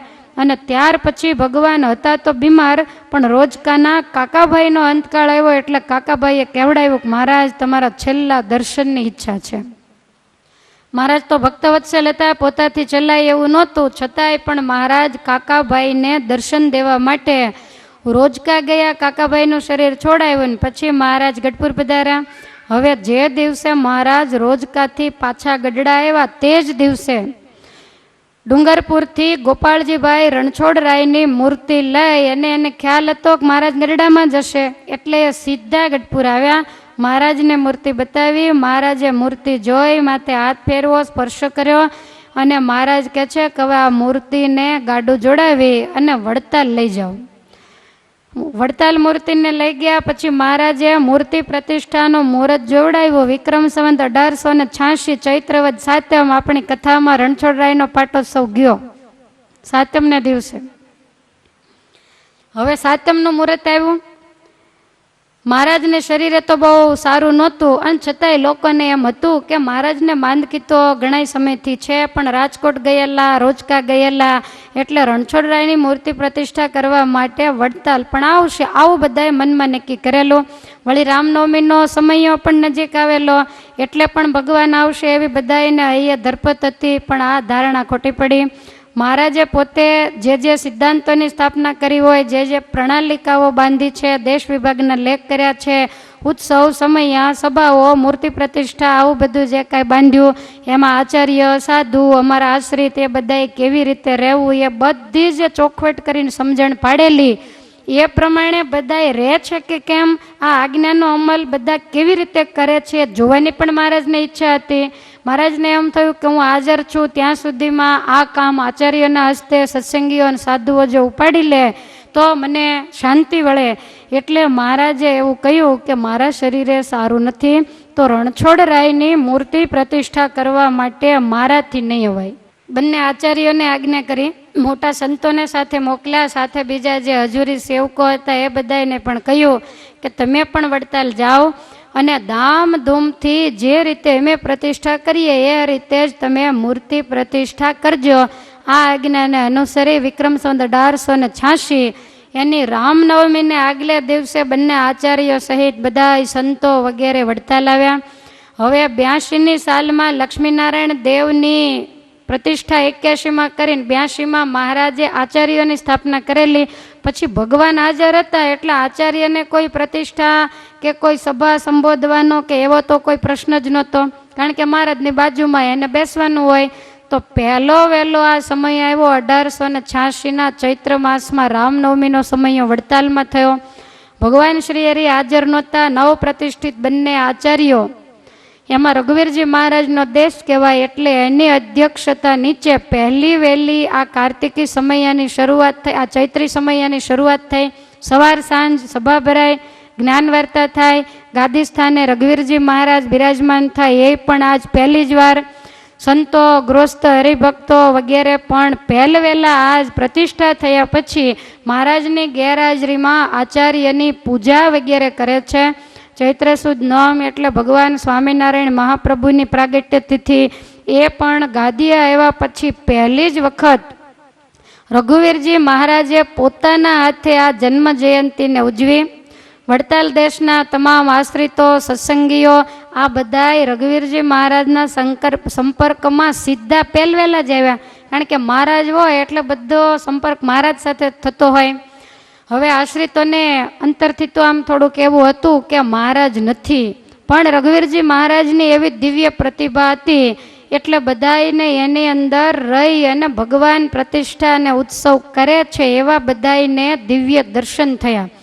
એટલે ભગવાન નથી પધાર્યાનો શોક ગ્લાની આ બધું હતું એ બધું ધીમે ધીમે નાશ પામ્યો ને બધાના અંતરમાં આનંદ થયો કે મહારાજ હરિકૃષ્ણ મહારાજમાં પ્રગટ બિરાજે, મહારાજ આચાર્યમાં પ્રગટ બિરાજે, બીજા દેવોમાં પ્રગટ બિરાજે, આ સત્સંગમાં સાધુ ને હરિભગતમાં પ્રગટ બિરાજે એટલે ભગવાનની ખોટ તો ગણાય જ નહીં.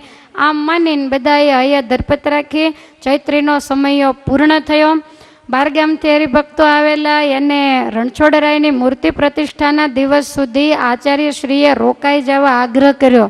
જોબન પગી વગેરે પણ કહ્યું કે વદ સાતમનું મુહૂર્ત આવ્યું છે તો તમે પ્રતિષ્ઠા કરીને જાઓ અથવા નજીકના ગામમાં હોય તો વળી બધાય પાછા આવજો. આવી રીતે બધાને કહ્યું.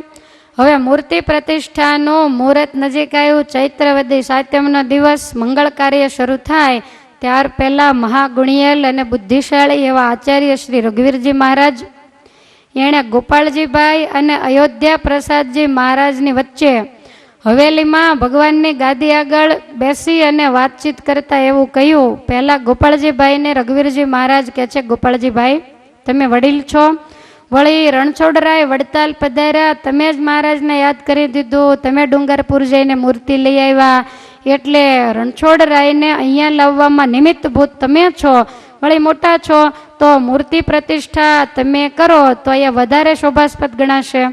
ત્યારે અતિ વિનમ્ર ભાવે મક્કમ સ્વરથી ગોપાળજીભાઈ એમ કહે છે કે હું વડીલ છું એ વાત ખરી, રણછોડરાય દ્વારકાથી વડતાલ પધાર્યા એમાં પણ હું ખરેખરો નિમિત્તભૂત છું, કારણ કે એ લોકો દ્વારકા યાત્રા કરવા માટે ગયેલા.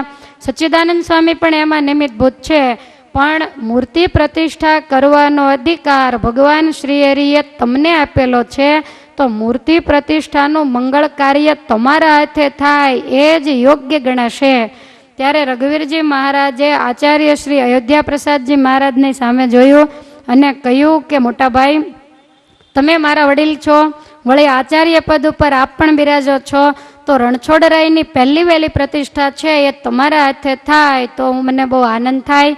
ત્યારે અતિ હેતપૂર્વક અયોધ્યા પ્રસાદજી મહારાજ કહે છે કે હે રઘુવીરજી મહારાજ તમારે આવી વિનંતી મને કરાય જ નહીં, હું મોટો છું, હું આચાર્ય પદે છું, બધી વાત સાચી, પણ મહારાજે દેશ વિભાગના લેખ કર્યા છે, સૌના દેશમાં સૌએ મૂર્તિ પ્રતિષ્ઠા કરવી અને આજે પહેલી જ વખત આવું છે અને હું જો વડતાલ દેશમાં મૂર્તિ પ્રતિષ્ઠા કરું તો આ પ્રણાલિકાનો ભંગ થાય અને આગળ ઉપર જતા મોટી હાનિ થાય, મહારાજ નારાજ થાય, માટે તમે તમારા હાથે મૂર્તિ પ્રતિષ્ઠા કરો એ અતિ યોગ્ય રહેશે.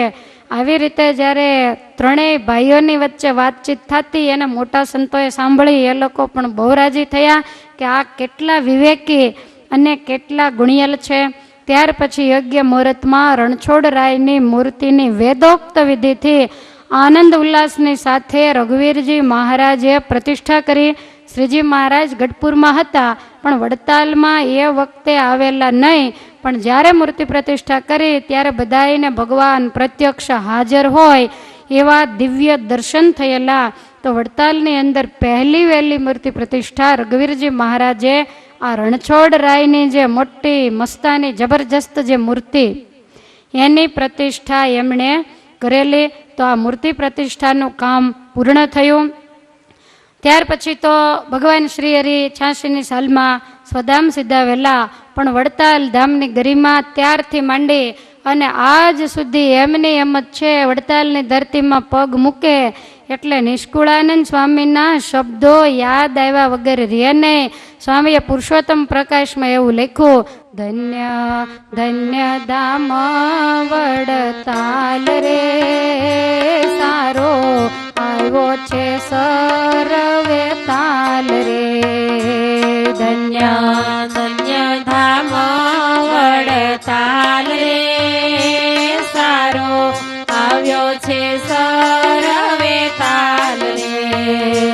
જેમાં મંદિર સારું સુંદર રે, તેમાં મૂર્તિઓ મનહર રે. જેમાં મંદિર સારું સુંદર રે, તેમાં મૂર્તિઓ મનહર રે. નિરખી જન્મ ગન મન થાય રે, નિરખી જન્મ ગન મન થાય રે. હરખી હરખી હરી ગુણ ગાય રે. હો હરખે હરખે હરી ગુણ ગાય રે. જળ અમળ નાય ગોમતી રે, જ્યાં નાયા પોતે જગપતિ રે. જળ મળ નાય ગોમતી રે, જીયા નાયા પોતે જગપતિ રે. કરે ઓટા દેરી ના દર્શન રે, લીએ થાપ તે થાય પાવન રે. કરે ઓટા દેરી દર્શન રે, લીએ છાપતે થાય પાવન રે. અતિ અમૂલ્ય આંબલા છાય રે, અતિ અમૂલ્ય આંબલા છાય રે. બેઠા હરી કરી જ્યાં સભાય રે. હો બેઠા હરે કરી જ્યાં સભાય રે. સુંદર સારું શોભે છે તળાવ રે, જ્યાં જોયા મનોહર માવ રે. સુંદર સારું શોભે છે તળાવ રે, જીયા જોયા મનોહર માવ રે. ત્યાં આંબલી કરું પાળી રે, બેઠા સંતપતિ પાટ ઢાળી રે. મૂર્તિ સંભાળો. આંબલી કરો પાળી રે, બેઠા સંતપતિ પાટ ઢાળી રે. આંબા ઉભે શોભે છે અતોલે રે, આંબા ઉભે શોભે છે અતોલે રે. જ્યાં હરી બેઠા હિંડોળે રે.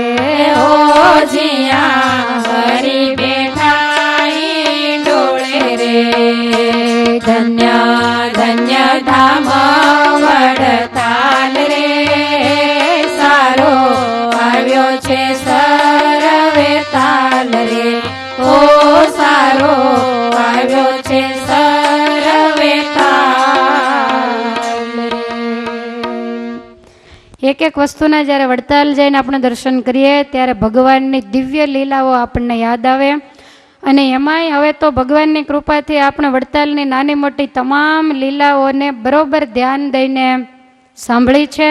ભૂલાઈ જશે તો કેસેટના માધ્યમથી પણ આપણે એને સાંભળવાના છીએ. એટલે જ્યારે વડતાલ જઈશું ત્યારે મને એવો વિશ્વાસ છે કે આ તમામ લીલાઓ આપણને જરૂર યાદ આવશે. અને એમાંય જોબન ભાયાની મેળી જ્યારે જોશું ત્યારે બારીએ બેઠેલા ભગવાન એને તો આપણે આપણી જિંદગીમાં ક્યારેય પણ નહીં ભૂલીએ. ત્યાં બેસીને રંગ ઉડાડ્યો, ત્યાં બેસીને જોબનજીને દર્શન આપ્યા, ત્યાં બેસીને પગીના બાઈઓની આગળ ગરબી ગવડાવી, ત્યાં બેસીને સંતોની પાસે રાસ લેવડાવ્યા. અનેક લીલાઓ બારીએ બેસી અને મહારાજે કરી છે. એ બારી જાણે કે અક્ષરધામની બારી હોય એવી મહા કિંમતી અને ફલદાયી એ બારીને ભગવાન શ્રી હરિએ બનાવી છે. તો આવું એ દિવ્ય વડતાલ ધામ, અનેક આંબા આંબલીઓ જેની નીચે ભગવાન શ્રી હરિ બિરાજ્યા. તમામ તળાવોમાં મહારાજે સ્નાન કર્યું છે. જેમ ગઢપુરને ગોકુળની ઉપમા આપી છે એવી જ રીતે વડતાલને વૃંદાવનની ઉપમા આપી છે. ભગવાન એમ કહેતા કે સદેશોસ્તિ મમ પ્રેષ્ઠ વૃંદાવન મિવાનગ, આ ચરોતર દેશ મને વૃંદાવન જેવો વાલો છે. કૃષ્ણ અવતારમાં જેવું મને વૃંદાવન પ્રિય હતું એવું મને વડતાલ વાલું છે. વળી આ લક્ષ્મીજીની તપોભૂમિ છે અને એમાંય સ્વામિનારાયણ સંપ્રદાયમાં વડતાલની થોડીક વિશેષતાઓ છેલ્લે તમને કહી દઉં. સૌ પ્રથમ બોરડીના વૃક્ષ નીચે ભગવાન શ્રી હરિએ નરનારાયણ દેવની મૂર્તિ 1875માં પધરાવેલી, જે કથા મેં તમને આગળ કીધી. લક્ષ્મીનારાયણ દેવના મંદિરને જ્યારે ખાતમુહૂર્ત થયું ત્યારે અત્યારે પ્રસાદીનો બુરજ છે. ભાયાત્માનંદ સ્વામીએ જે બુરજ બંધાવેલો એ બુરજની નીચે મૂર્તિઓને પધરાવવામાં આવેલી. તો વહેલા ગઢપુરમાં વાસુદેવ નારાયણ પધરાવ્યા અને ત્યાર પછી વડતાલમાં મહારાજે નરનારાયણ દેવની મૂર્તિ પધરાવેલી. સ્વામિનારાયણ સંપ્રદાયનું સૌથી શ્રેષ્ઠ, વિશાળ, ભવ્ય અને કલાત્મક મંદિર વળી 1878ના ચૈત્ર સુદ 13 ખાતમુહૂર્ત થયું અને 81ના કારતક સુદ 12 જેની પ્રાણ પ્રતિષ્ઠા થઈ ગઈ અને આખું મંદિર 9 શિખરવાળું પૂરું થઈ ગયું માત્ર 2.5 વર્ષના ગાળામાં. એ વખતે વાહન વ્યવહાર બીજું ત્રીજું કાંઈ નહોતું. તો આટલા ટૂંકા ગાળામાં આવડું મોટું મંદિર જો વહેલું જલ્દી તૈયાર થયું હોય તો એ વડતાલનું છે. જુનાગઢમાં મંદિર તૈયાર થયું પણ પદ્મશિલા ને એ બધું બાકી હતું ને મહારાજે આ શિખર બાકી હતા કામ અને પદ્મશિલા ચડાવીને ભગવાન શ્રી હરિએ પ્રતિષ્ઠા કરી નાખેલી. પણ વડતાલ મંદિરનું સંપૂર્ણ કામ પૂર્ણ થયું પછી ભગવાન શ્રી હરિએ પ્રતિષ્ઠા કરી છે. આ વડતાલની વિશેષતા છે. વળી મંદિરો તો બધે બાંધ્યા પણ ભગવાન શ્રી હરિએ પોતાના સોનેલી મંડિલ ઉપર 37 ઈંટો ઉપાડી છે. 35 ઈંટો નિજ મંદિરની અંદર ચણવામાં આવી છે, લક્ષ્મીનારાયણ દેવ જ્યાં બિરાજે છે ત્યાં. અને પાછલા ભાગે ગોખલામાં 2 ઈંટોને પધરાવવામાં આવી છે બધા એના દર્શન માટે. આ પણ આ મંદિરની વડતાલ દેશની વિશેષતા છે. વળી વડતાલને ઉત્સવ ભૂમિ કહેવામાં આવે છે. આગળ મેં કયા પ્રમાણે 6 ભવ્ય રંગોત્સવ, 3 વસંતોત્સવ, 6 રામનવમીના ઉત્સવ, 2 જન્માષ્ટમી અને 3 અન્નકૂટ એમ મોટા 20 ઉત્સવો ભગવાન શ્રી હરિએ પોતાની હાજરીમાં ચરોતરની ધરતીમાં વડતાલમાં કર્યા છે. બીજા પછી નાના પરશુરામ જયંતિ બીજા ત્રીજા કર્યા હોય એ તો બધાય જુદા. તો આ પણ એની વિશેષતા છે. વળી સંપ્રદાય ખાતે મોટામાં મોટો પુષ્પદોલનો ઉત્સવ થયો હોય તો વડતાલમાં. સંપ્રદાયમાં આટલા મંદિરો બાંધ્યા જ્યાં મંદિરની આજુબાજુમાં પધરાવવાના પૂતળાને નચાવ્યા હોય તો એ ભગવાન સ્વામિનારાયણે વડતાલમાં નચાવ્યા છે. સંતોને રહેવા માટે વહેલી પાકી ધર્મશાળા જો બનાવી હોય તો એ ભાઈ રામદાસજીને કહી અને મહારાજે વડતાલમાં બનાવી છે. વહેલું ધર્મકુળનું મિલન થયું હોય તો એ પણ વડતાલની ધરતીમાં. સંપ્રદાયનો સૌથી મોટો હિંડોળા ઉત્સવ 12 બારણાનો જે હિંડોળો અને 12 રૂપિયા મહારાજે દર્શન આપ્યા હોય તો પણ એ વડતાલ જ્ઞાનબાગની ધરતીમાં આપેલા છે. વળી પોતાના અવતાર સ્વરૂપો મચ, કચ્છ, વારા, વામન આ બધી નાની મૂર્તિઓ જો પધરાવી હોય પોતાને હાથે તો એ પણ માત્ર અને માત્ર વડતાલમાં. વળી સંપ્રદાયનો બધાય કરતાં શ્રેષ્ઠ સાગ સીસમના લાકડામાંથી તૈયાર કરેલો સભા મંડપ જો મહારાજે વહેલો કરાવ્યો હોય તો એ પણ વડતાલમાં આજ પણ એ પ્રસાદીનો સભા મંડપ છે. વળી સંપ્રદાયનો જબરજસ્ત સુધારો, આચાર્ય સ્થાપના, દેશ વિભાગનો લેખ અને બંને દીકરાઓની દત્તવિધિ જો કરી હોય તો એ વડતાલમાં લક્ષ્મીનારાયણ દેવના આંગણે બેસીને કરી છે. અને એના કરતાં અગત્યનું કામ પોતાનું જ સ્વરૂપ પોતાને હાથે બનાવડાવીને બાથમાં લઈને જો પધરાવ્યું હોય તો એ પણ વડતાલમાં. અને 3 સ્વરૂપે મહારાજ ત્યાં બેઠા, લક્ષ્મીનારાયણ સ્વરૂપે, હરિકૃષ્ણ રૂપે અને વાસુદેવ સ્વરૂપે બેસીને આજ પણ આપણને દર્શન આપે છે. દુખિયાના દુઃખ ભાંગે છે, મોક્ષના દ્વારને ખોલે છે. વળી નિત્ય ઉઠી અને જેને આપણે પાઠ કરીએ એવી શિક્ષાપત્રી સર્વજીવિતાવહનો જેની અંદર સંદેશો છે, તો સ્વામિનારાયણ સંપ્રદાયની જેને જડીબુટ્ટી કહેવામાં આવે, તો આ શિક્ષાપત્રીનું લેખન જો મહારાજે કર્યું હોય તો એ પણ વડતાલમાં જ કર્યું છે. દ્વારિકાથી રણછોડરાય પોતાના પરિવાર સહિત જો પધાર્યા હોય તો એ પણ વડતાલની ધરતીમાં આવ્યા છે. અને ગોમતીજી ગળાવીને મૂર્તિમાન ગોમતીજીએ ભગવાનની સ્તુતિ કરીને એને જો મહારાજે સ્થાપ્યા હોય તો એ પણ વડતાલની ધરતીમાં. માણસો તો આખી દુનિયામાં માળા ફેરવતા થયા, પણ માકડાની પાસે જો માળા ફેરવાવી હોય તો એ પણ મહારાજે ગોમતીને કાંઠે વડતાલની અંદર ફેરવાવી છે. અને એના કરતાં એક જબરજસ્ત ઇતિહાસ, સારીએ ગુજરાત ચરોતર એને ધમરોળનારો એક બહારવટીયો, એને પોતાના પ્રતાપથી મહાન પ્રેમી અને પ્રાતસ્મરણીય ભક્ત બનાવી અને ગુજરાત અને ચરોતરના ઇતિહાસમાં એક જબરજસ્ત ફેરફાર જો કર્યો હોય તો એ પણ મહારાજે વડતાલની ધરતીમાં. અને એટલા માટે જ આપણા કવિઓ, કવિ માવદાનજીએ પોતાના કીર્તનમાં એવું લખ્યું છે કે જાહેર જો બન પગી જગ ચોરટો, જાહેર જો બન પગી જગ ચોરટો, જાહેર જો બન પગી જગ ચોરટો, જાહેર જો બન પગી જગ ચોરટો, મારી એના કર્મની રેખે મેખરે સહજાનંદ સ્વામી, મારી એના કર્મની રેખે મેખરે સહજાનંદ સ્વામી. વડતાલ જોતા જ શ્રીજી સાંભરે, વડતાલ જોતા જ શ્રીજી સાંભરે, માવો બિરાજા જો બન મેળીએ, માવો બિરાજા જો બન મેળીએ, હો માવો બિરાજા જો બન મેળીએ,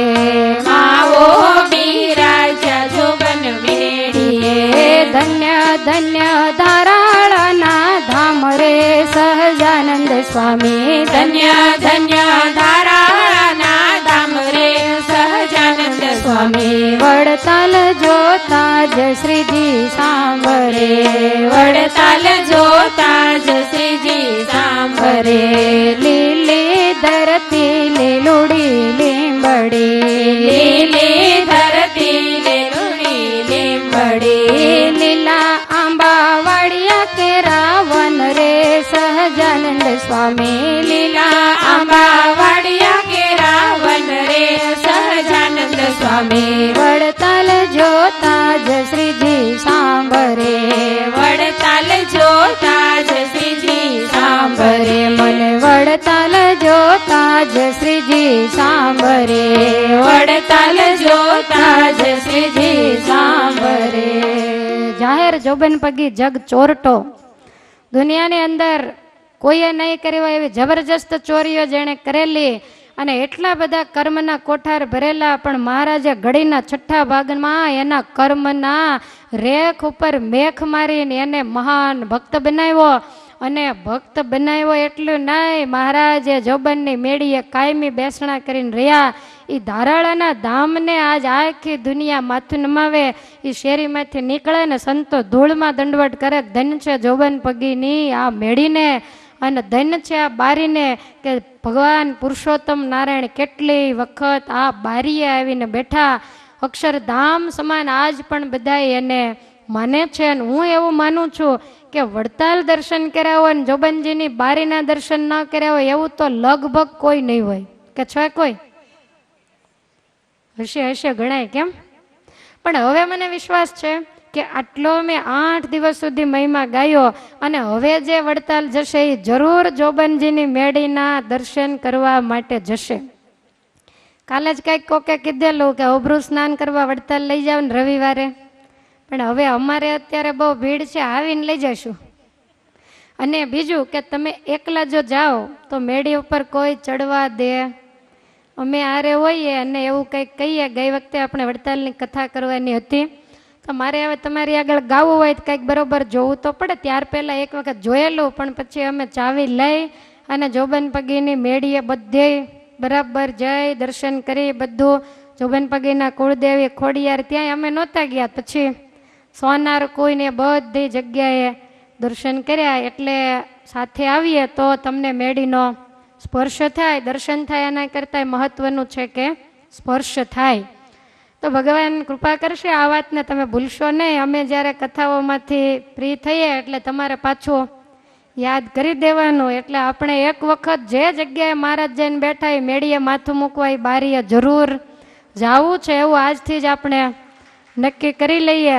અને એ બારીએ માથું મૂકીએ અને ભગવાને જોબન વડતાલાના જો પાપને બાળ્યા હોય તો આપણા ગુનાને એ ઠાકોરજી જરૂર માફ કરશે, એવી આપણે દ્રઢ શ્રદ્ધા રાખવી. તો આવી રીતે ભગવાન શ્રી હરિએ જબરજસ્ત ઇતિહાસ આ વડતાલની ધરતીમાં જોબન પગીને ભક્ત કરીને સર્જ્યો, એ પણ આની વિશેષતા છે. વળી મહારાજે રામનવમી અને પ્રબોધિનીના સમયે ઉત્સવ એ પણ વડતાલની ધરતીમાં બાંધ્યા. પહેલી વહેલી હમણાં કહ્યું એમ રઘુવીરજી મહારાજને હાથે મૂર્તિ પ્રતિષ્ઠા રણછોડજીની એ પણ વડતાલની ધરતીમાં થઈ. તો આવી વડતાલ ધામની અપરંપાર વિશેષતાઓ છે, જેના મહિમાનો પણ કોઈ પાર પામી શકે એમ નથી. એક પણ વડતાલની રજ એવી નથી કે જે ભગવાનના ચરણ સ્પર્શ વિનાની હોય. તમામ રજ પ્રસાદીની છે, મનુષ્યના પાપને બાળનારી. વડતાલની ધરતીમાં જેની પવિત્ર રજને જે માણસ મસ્તકે ચડાવે એનું અંતઃકરણ નિર્મળ બને. અને એનો તમને એક દાખલો ભેગો છેલ્લો આપી દઉં. ભગવાન શ્રી હરિ વડતાલમાં બિરાજતા, ચોમાસાનો સમય હતો અને એ સમયે મુશળધાર વરસાદ પડ્યો. હવે વડતાલની ધરતી જલ્દી પાણીને ચૂસે નહીં, એટલે લક્ષ્મીનારાયણ દેવના ચોકમાં કાંડાબુડ પાણી ભરાઈ ગયું. બધા પાણી કાઢવાની મહેનત કરે પણ પાણી ક્યાંય જાય નહીં. એમાં ભગવાન શ્રી હરિ આંગણામાંથી લક્ષ્મીનારાયણ દેવના ચોકમાં અડવાણે ચરણાર વિંદે નીકળ્યા. મહારાજના કાંડા જળની અંદર બુડાતા જાય. એમાં ભગવાન શ્રી હરિ ચાલ્યા જાય છે. એમાં અચાનક મંદિરના ચોકમાં ધરતીમાં એક મોટું જબ્બર છિદ્ર વિવર પડી ગયું, કાણું પડી ગયું અને તમામ પાણી હડુડાટ કરતું બધું જ અંદર જતું રહ્યું. સંતો અને હરિભક્તો તો બહુ આશ્ચર્ય પામી ગયા. કહો મહારાજ, આ શું થયું? આટલું બધું એક નાનું એવું છિદ્ર પડ્યું ને એમાં તમામ ચોકનું પાણી અંદર સમાઈ ગયું. ત્યારે ભગવાન મંદ મંદ હસતા કહે છે કે આમાં તમે ક્યાંથી સમજો? વડતાલની ધરતીમાં અમે અડવાણે પગે વિચરા છીએ અને એમાં આજ વરસાદ પડ્યો એટલે અમારું આ પવિત્ર ચરણોદક, શેષનારાયણે અમને પ્રાર્થના કરી કે મહારાજ તમારું ચરણોદક પીવાની ઈચ્છા છે. અને એટલે આ ચોકની અંદર મોટું છિદ્ર પડ્યું. એમાં શેષનારાયણે પાતાળમાંથી આવીને પોતાનું મોઢું ફાડ્યું એટલે તમામ પ્રસાદીનું ચરણોદક એ શેષનારાયણના પેટમાં ગયું. ત્યારે બધાને એમ થયું, કહો આ વડતાલની ધરતીનો કેટલો મહિમા છે. વડતાલ મંદિરના ચોકની જે રજ એના કણે કણ મહાપાતકનો નાશ કરે એવા દૈવતવાળા છે. અને એટલા માટે છેલ્લે નિષ્કુળાનંદ સ્વામીએ પુરુષોત્તમ પ્રકાશમાં એવું કહ્યું છે કે એહ આદિ બીજા બહુ સ્થાન રે, જ્યાં જમ્યા રમ્યા ભગવાન રે. આદિ બીજા બહુ સ્થાન રે, જ્યાં જમ્યા રમ્યા ભગવાન રે. જુવે સર્વે સ્થળ એ સંભારી રે, જુએ સર્વે સ્થળ ને સંભાળી રે. એક એકથી કલ્યાણકારી રે,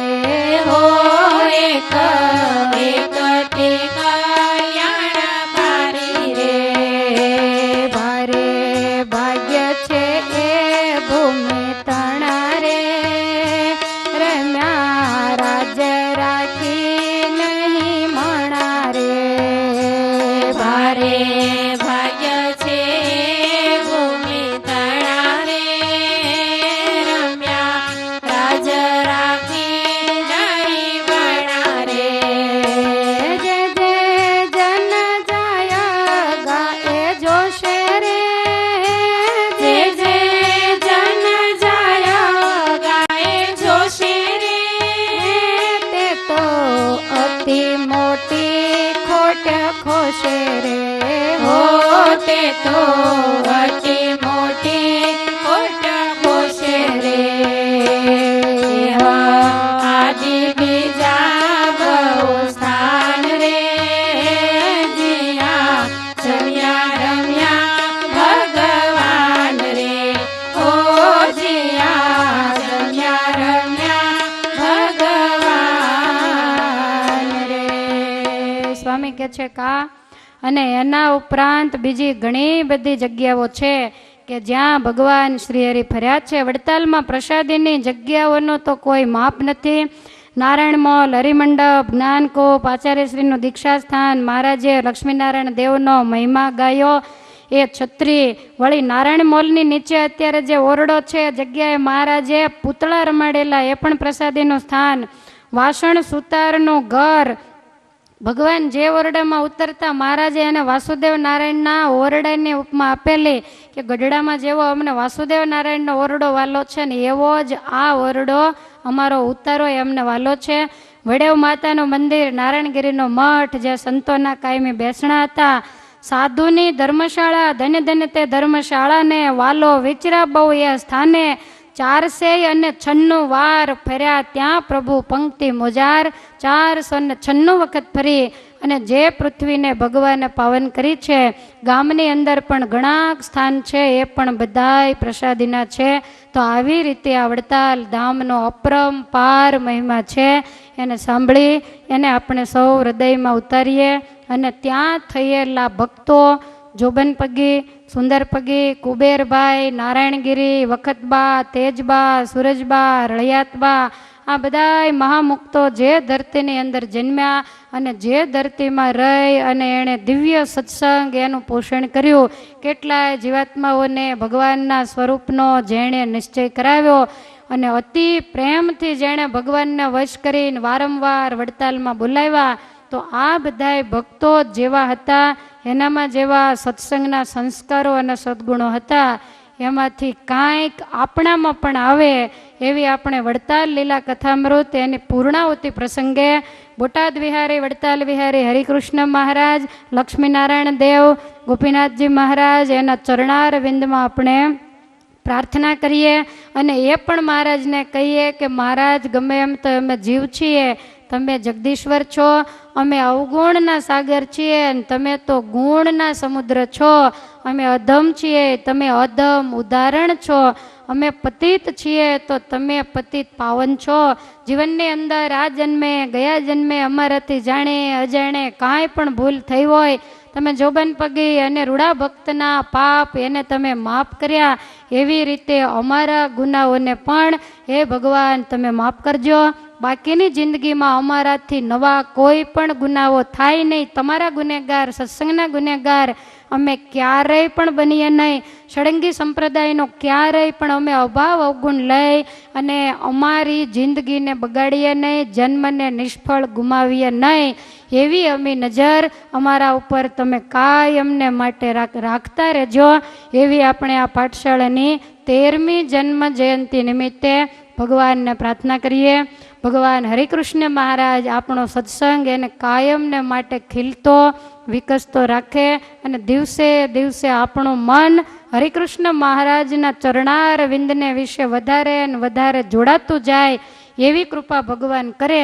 એવી એમના ચરણાર વિંદમાં આજના દિવસે હું પ્રાર્થના કરું છું. ભગવાન હરિકૃષ્ણ મહારાજને કંઈક એવી અમી નજર. પહેલી વહેલી પાઠશાળા બુધવારે ચાલુ થઈ. બુધવાર તમારી ભાષામાં બેવડે, એટલે એણે તો બેવડું ને તેવડું ને ચોવડું ને ઘણું કર્યું. અને પહેલી વહેલી કથા પણ આપણે અહીંયા જ્યારે બુધવારની કરી ત્યાર પછી ગુરુવાર, બીજું, ત્રીજું તમામ કથાઓ એને આધારે થવા માંડી. અને હજી આપણને વિશ્વાસ છે કે અહીંયા કાંઈ આપણી કથાની પૂર્ણાહુતિ ખાલી વડતાલ લીલામૃતની પૂર્ણાહુતિ થાય છે. બાકી આ સભા મંડપ રસોડામાં કોઈ દી રજા હોય? ત્યાં તો 11 હોય તો ફરાળ હોય, મહેમાન આવ્યા હોય તો લાડવા હોય કે બીજા કરતા હોય તે હોય, સાદો દિવસ હોય તો શાક રોટલા હોય, બાકી ચૂલાને તો સળગવું જ પડે. એમ આ સભા મંડપ બાંધ્યો છે એને કાયમ ધમધમવું જ રહ્યો અને આની અંદર અખંડ કથા વાર્તાનો અખાડો ચાલુ રહેવાનો જ છે અને એ જ આપણે કરવાનું છે. તો આ સાથે વડતાલ લીલાની કથા એની હું અહીંયા પૂર્ણાહુતિ જાહેર કરી કથાને વિરામ આપું છું. તો કથામાંથી જે તમને સારું લાગ્યું હોય, તમે ખૂબ ભાવથી કથાને સાંભળી છે, વેકેશનનો સમય હોય, કોઈ આવ્યા હોય, કોઈ ગયા હોય, એ મહેમાનોએ સહિત તમે કથા સાંભળવા માટે પહોંચી ગયા છો અને તમે આવે મંડપ સારો શોભશે અને તમે આવે આનંદ અપાર. તમે કોઈ સામે બેઠા ન હો તો મારે કોની આગળ ગાવું? એટલે અમારે લઈને તમારી શોભા ને તમારે લઈને અમારી શોભા, પરસ્પર આવીને આવી શોભા જીવનના છેલ્લા શ્વાસ સુધી રહે એવી આપણે ભગવાનના ચરણારવિંદમાં પ્રાર્થના કરીએ. તમે હાજરી આપીને ખૂબ સારી રીતે કથા સાંભળી છે.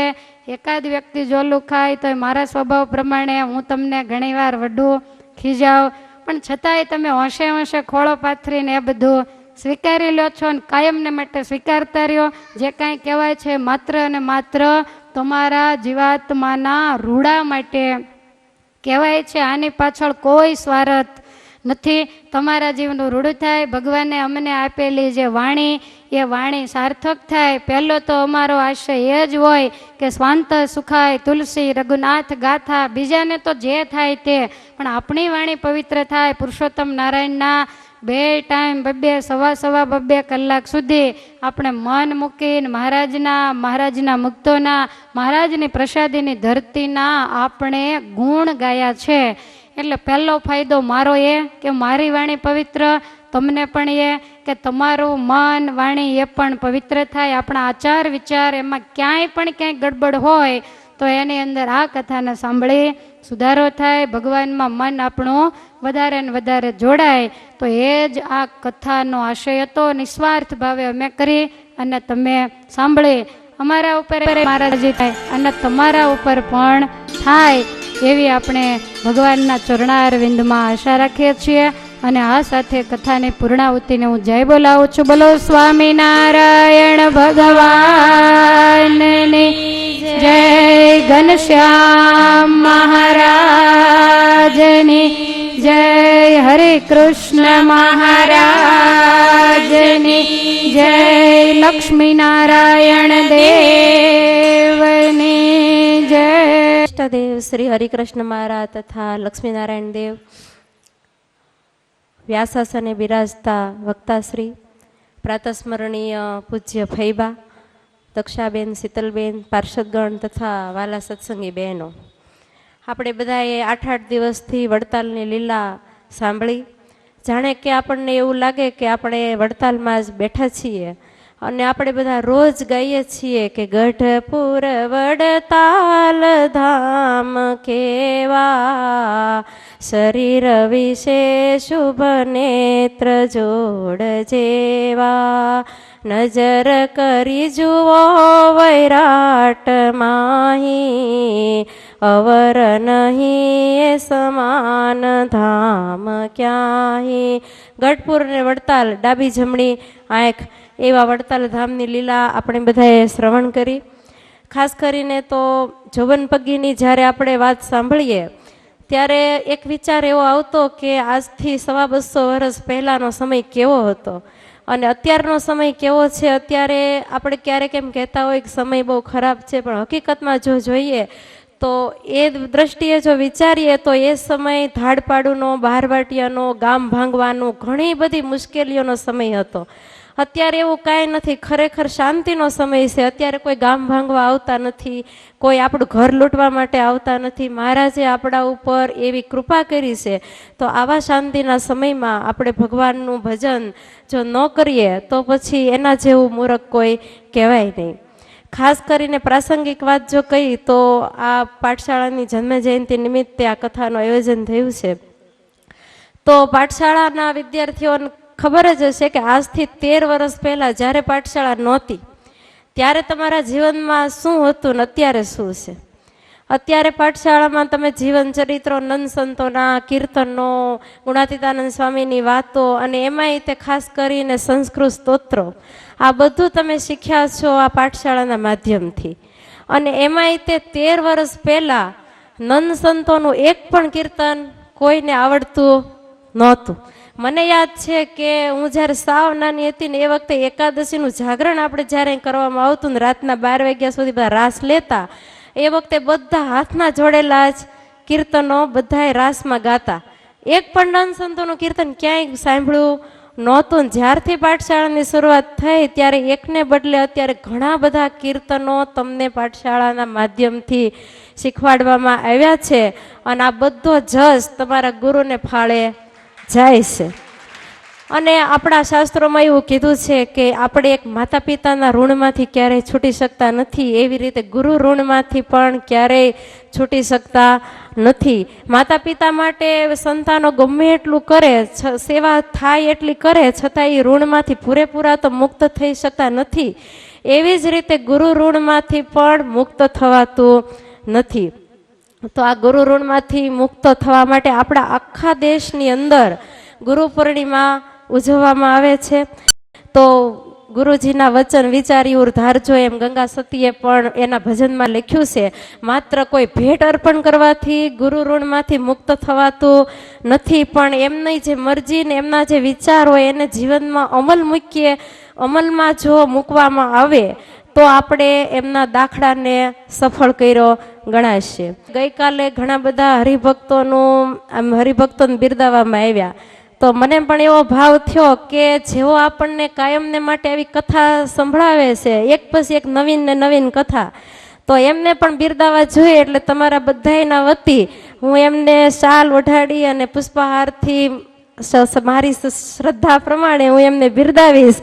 તો તમે બધા તાળીઓથી એમનું અભિવાદન.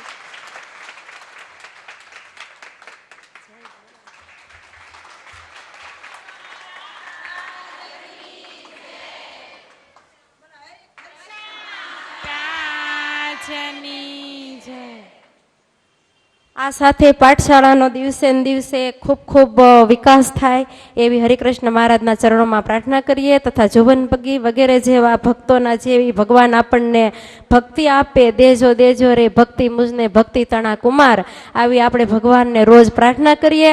અને વક્તાશ્રીનો કંઠ કાયમને માટે એવો ને એવો મધુર રહે, એમના કંઠમાં એક સહેજ પણ તકલીફ ન પડે, અને આપણને કાયમને માટે આવીને આવી કથા સંભળાવતા રહે. જ્યાં સુધી આપણે હોઈએ ત્યાં સુધી આપણી પાછલી પેઢીને પણ કાયમ આવીને આવી કથા સંભળાવતા રહે. કારણ કે આપણે બોટાદમાં કથા નથી, અનેક જગ્યાએ કથા કરવાનું હોય છે, ને એક પાઠશાળા નથી. તમે જાણો છો 5-5 પાઠશાળા અત્યારે આપણે બોટાદમાં ચાલી રહી છે. તો એમને ભગવાન ખૂબ ને ખૂબ બળ આપે એવી આપણે હરિકૃષ્ણ મહારાજના ચરણોમાં પ્રાર્થના.